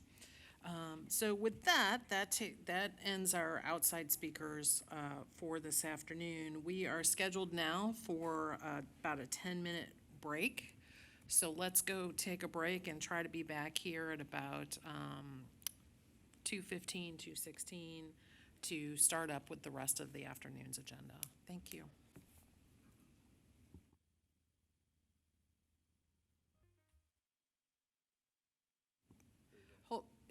For those of you online, hold on one second. We're checking on some technical difficulties. Okay, we're back. Okay, so probably the people on Teams may have heard what I said, but for the internet feed, let me start over. Welcome back from the break, everybody. We have a few more things to talk about this afternoon, and one of them is a staff presentation that's mostly going to be led by the deputies on the working group charges. Now, those mostly come from the statute, but we think it's important to try to lay the framework for what the task force and the working group will be doing. And so we'd like to talk a little bit about those this afternoon and go through what those are as a foundation for the work of the task force for the rest of the year. And then I will, after they're finished, I'll close out talking about a little bit what the next steps are, because I know everyone has questions about that. And then we have allowed some time for member discussion and questions, and then we will move toward the end of the day. So with that, I will turn it over to Tom and Emily to talk through the charges for the working groups. Thank you, Christy. I'll just share my screen.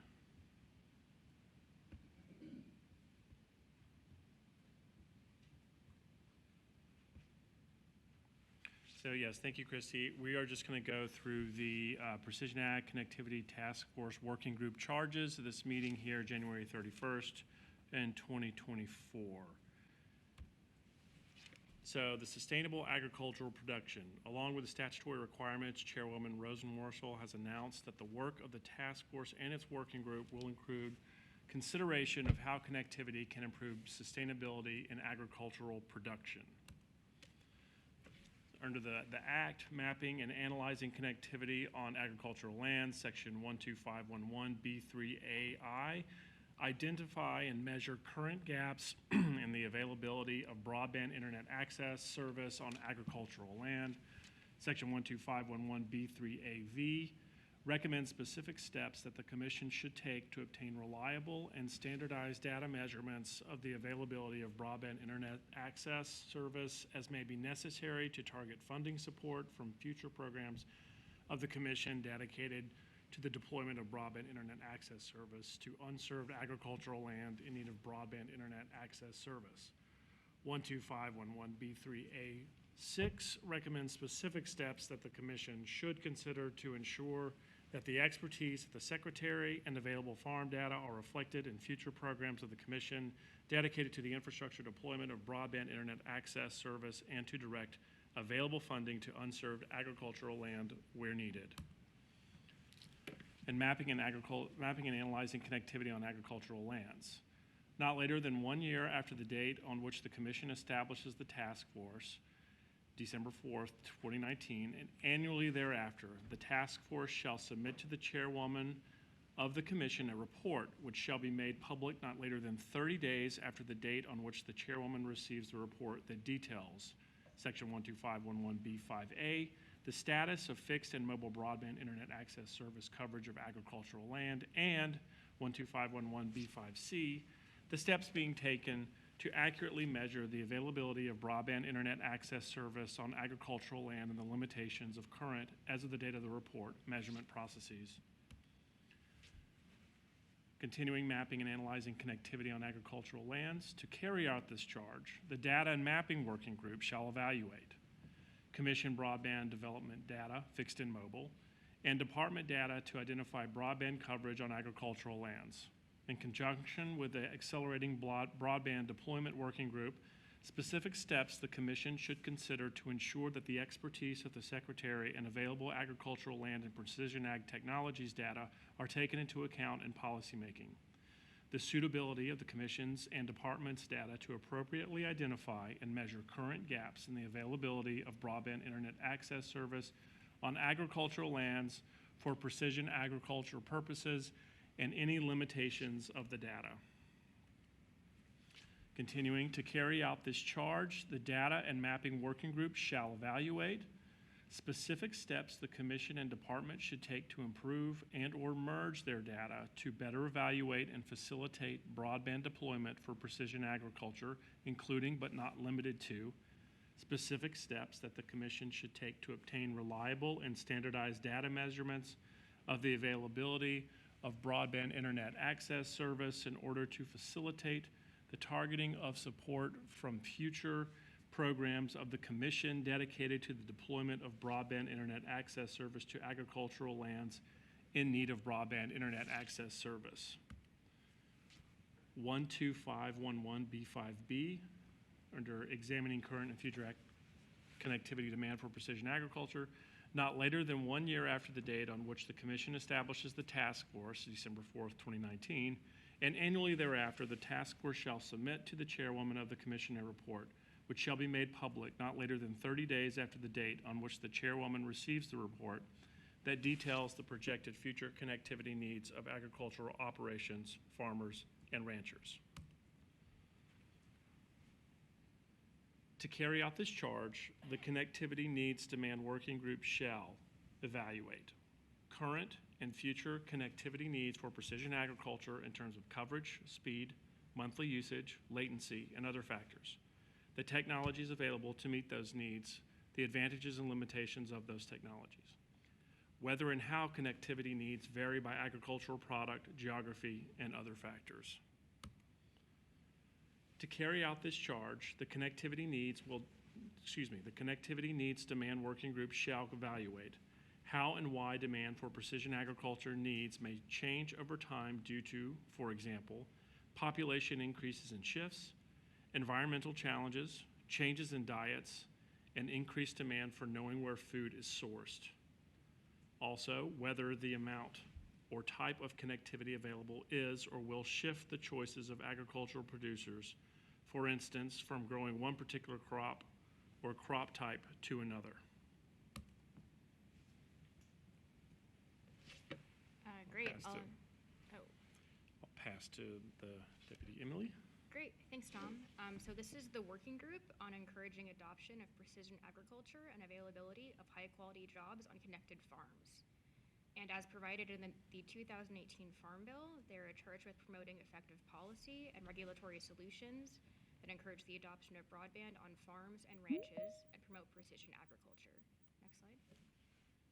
So to carry out this charge, the Adoption and Jobs Working Group will evaluate first whether and how the adoption of precision agriculture, including automated farming, can alleviate problems farmers are facing related to labor shortages and how to further increase demand for a technologically skilled workforce in agricultural areas via the adoption of precision agriculture.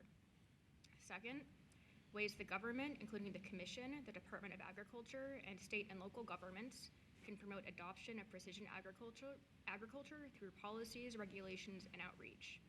And third, ways the government, including the Commission, Department of Agriculture, and state and local governments, can promote community colleges and universities so that they can continue to grow programs in precision agriculture technology.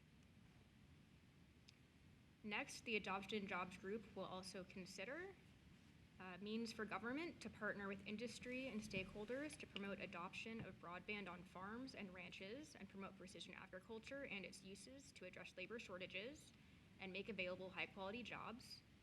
The working group will also examine obstacles farmers and ranchers face to adopting precision agriculture. And this working group will also consider whether any work has been done in this area to date and whether there are lessons from adoption-related efforts and other contexts to apply in the precision agriculture and connected farms context. Finally, the working group will examine metrics that the Commission could apply to measure and track progress towards broadband development and precision agriculture adoption on farms and ranches. Finally, we have the working group on accelerating broadband deployment on unserved agricultural lands. These are the provisions of the 2018 Farm Bill that apply to this working group. And this working group is first tasked with examining recommendations to promote expanded deployment of broadband on unserved agricultural land with the goal of achieving reliable capabilities on 95% of agricultural land in the United States by 2025. Secondly, they are tasked to recommend specific new rules or amendments to existing commission rules that the commission should issue to achieve the goals and purposes of the policy recommendations described above.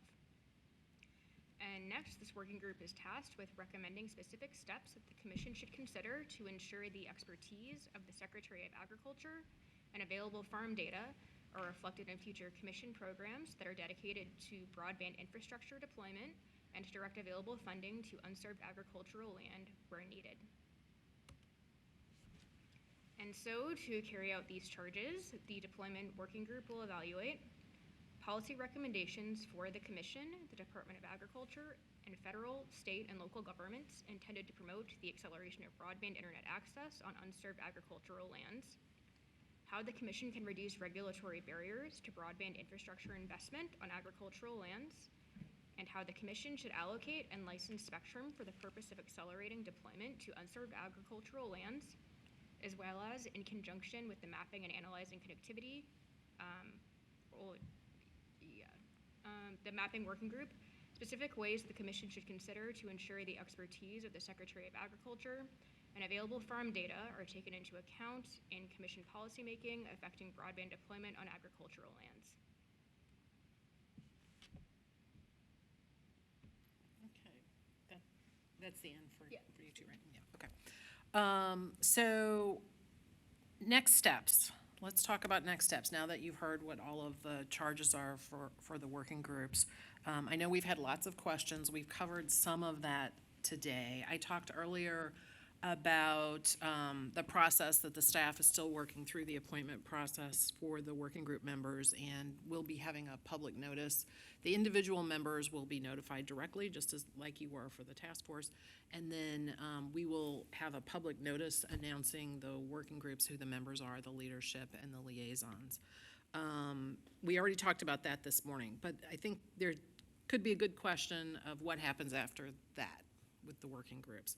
So the working groups, we will be choosing leaders of those working groups. We have, as I said earlier, a chair and a vice chair of each working group. So once they are selected, the staff team will begin working with the leaders of the working groups to identify the members, get in touch with all of the new members, ensure good communication there, also to begin establishing meetings and setting agendas for the meetings and getting the liaisons and the staff liaisons engaged with the group as well. So that will be the next step for the working groups. The working groups will be moving towards reports on their individual charges that will eventually be incorporated into the full task force report. Now, as you all know from seeing past reports, and also for many of you have been on the task force before, we've had 2 years in the past to develop those reports. So there were interim reports and a final report. But because this is the last year of the task force, it is going to be different. The process is going to be accelerated, and we will not be having those same interim reports. We'll be moving towards the final report at the end of the year. I will be talking to, well, I won't. The team will be talking with the task force leadership about meetings for the full task force for the rest of the year. We have not established those yet.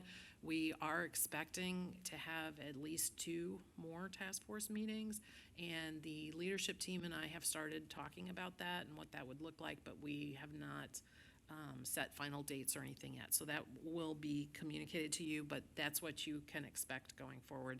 At least 2 more full task force meetings this year. So we will share that information as soon as we can for planning purposes, particularly for those of you who want to come to the meetings in person.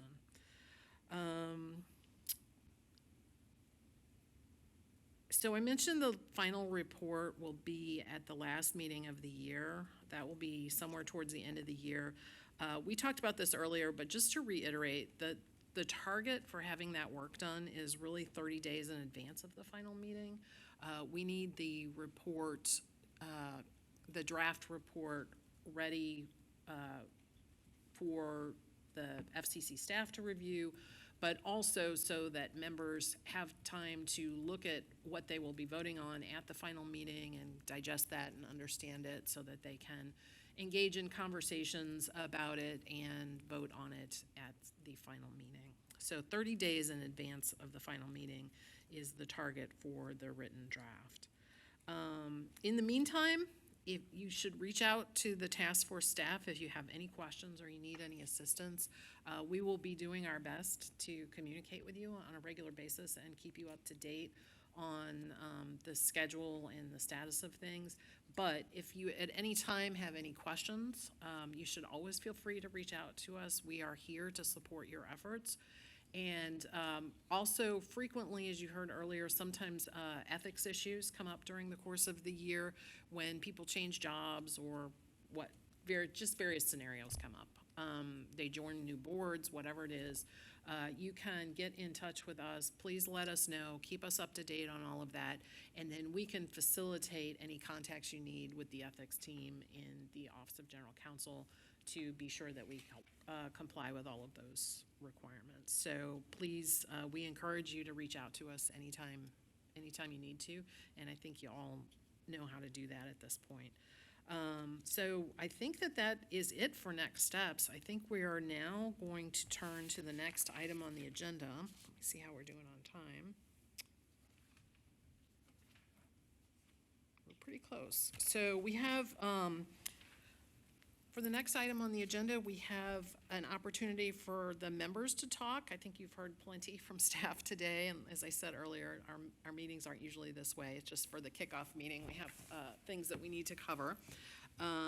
So now is the time for open discussion and questions among members. I know at least one person has some. So I will turn it over to Dr. Adeline to chair this part of the discussion.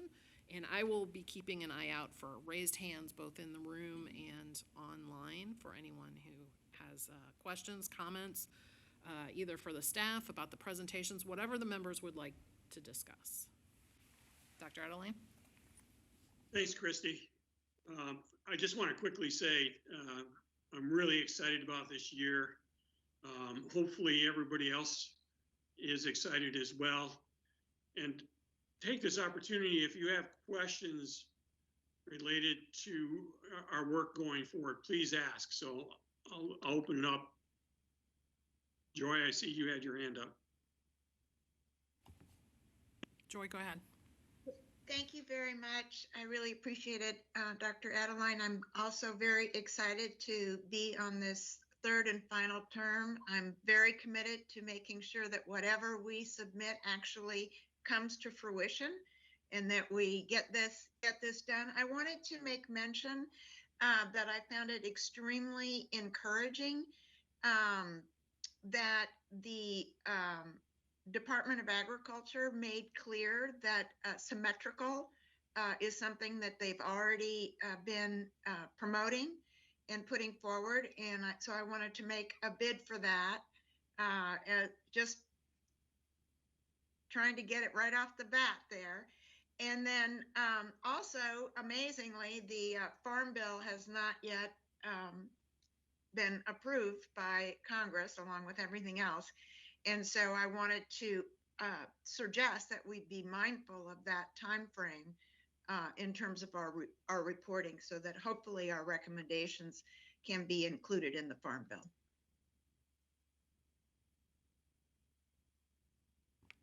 Okay, anybody else on the Teams link? I don't see any hands there, but we have some in the room. We have some in the room. Oh, wait, online. Let's try, we'll go to Heather Hampton-Nodal first. Right. Thanks. I think I put this in the chat earlier, but I'm just want to be sure that we as working groups don't spin our wheels a lot saying the chairwoman has charged us to focus on sustainability and to try to come up with a definition of that. So I want to make sure we have a shared working definition, and more importantly, that it includes the social and economic aspects and isn't just looking at an environmental leg of the stool, so to speak. Thank you, Heather. Anybody else online? Okay, I have at least one in the room, I know, so let's start with Dr. Bajwa. I don't have a difficult question, but Tom, in his presentation, giving charges, mentioned that the report is due to the chairwoman on December 4th. Did I understand it incorrectly, or is that correct, Tom? No, I think what you're referring to is the statute requires annual reports that were triggered off of the original date, but the way that we implement that is the votes are at the last meeting, and then we do draft 30 days before that. So it's not that it has to be on December 4th. Okay, that is good to know. I was thinking that would mean the final meeting has to be well ahead of that December 4th, and that would then final report is due 30 days before that. So thanks for that clarification. Yeah, I think we can work with you on the logistics of all of that. That December 4th date, I think it was December 4th. It just triggers it triggers the beginning of the requirements. Okay. And it also, if I recall correctly, it was also triggers when we have to be rechartered. But that won't be an issue for this year because we have a statutory termination date. And I think I neglected to mention that when I did the overview earlier. This is the last year of the task force, and it will be terminating on January 1st of 2025.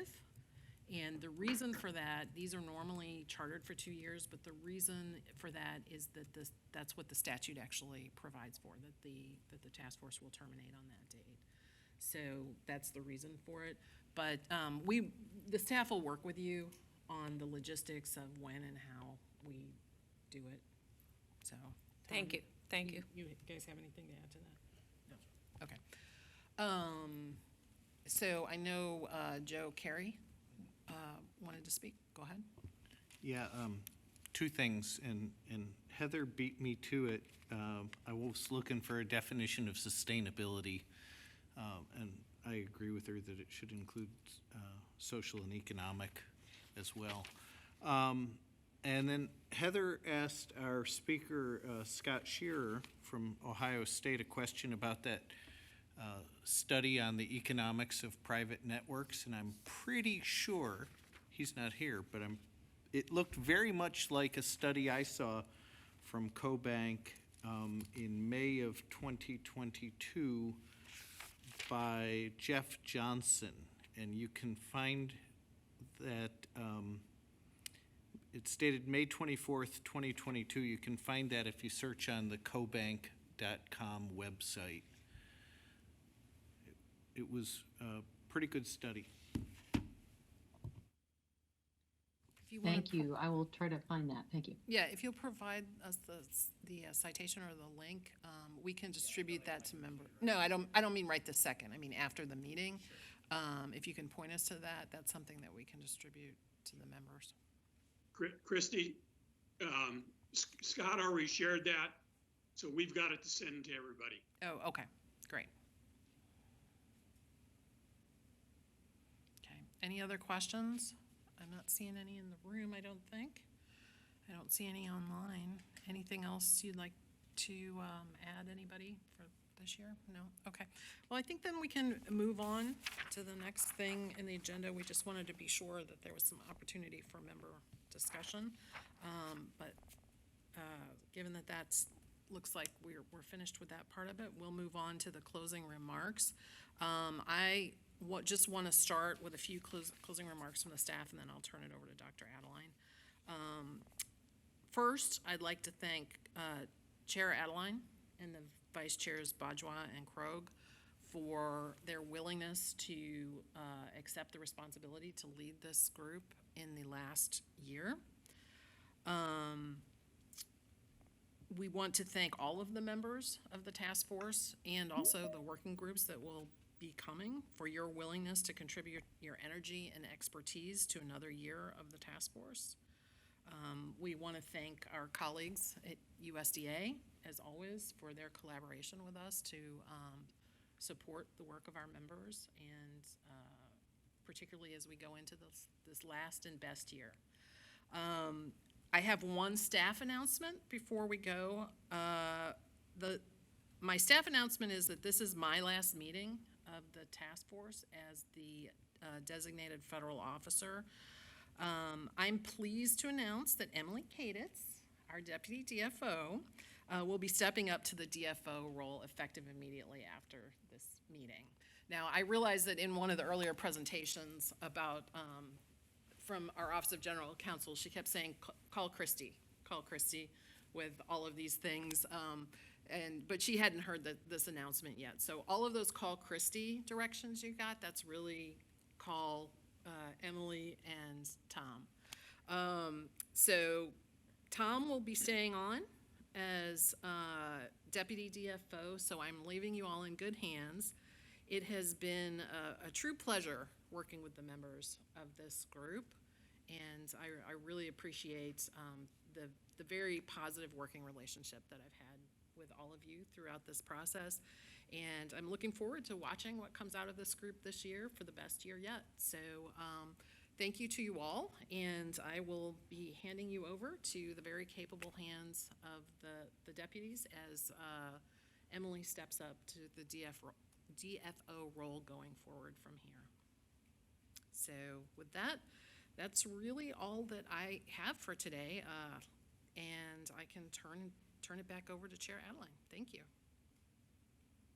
Thank you, Christy. It's been great, and I'm going to miss you. I wish you could stay on, but I understand, and I know you say Emily's going to do a great job, so I'm going, yep, I know it. It's good. I want to thank folks for the great presentation and the dialogue, but now the hard work begins.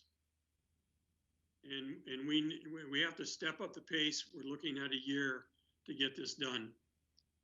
In the light of that, I want to say what I want to do. You know, Teddy led us for 2 different task force, and this last year, his report, the final product was excellent. And just to tell everybody right off the bat, that kind of format is what I'd like to go with going forward to save us time. Just know as you get into the working groups, we're going to stay with that format. So an executive summary with each of the 4 working groups into that report. We'll send more details related to that in the near future, but I just wanted you to know that. The other thing is,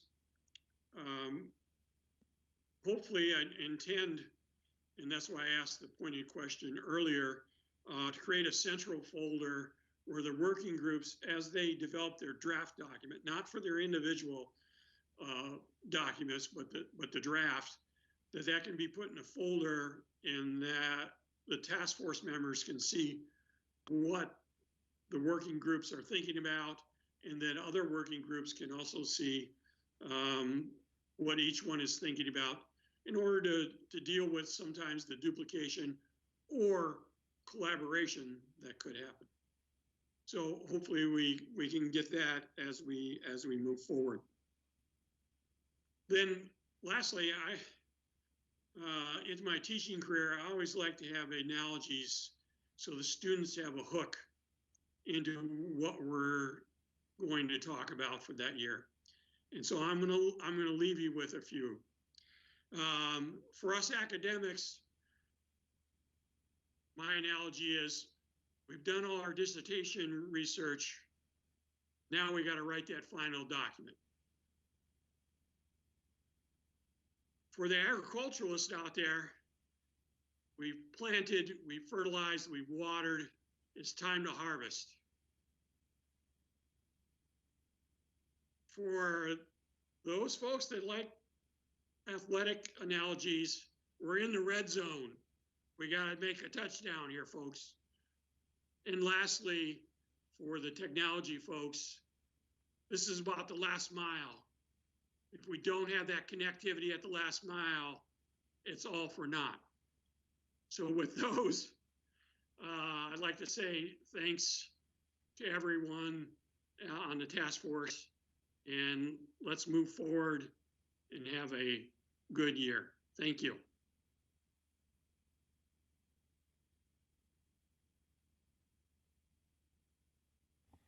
Okay, that's the last item on our agenda. Dr. Adeline, will you officially adjourn the meeting? I officially adjourn the meeting. Thank you all. Thank you to everyone who joined us online on the Teams platform, and thank you to everyone who came in person, and we look forward to working with you this year. Thank you. Thanks, Thank you. everyone.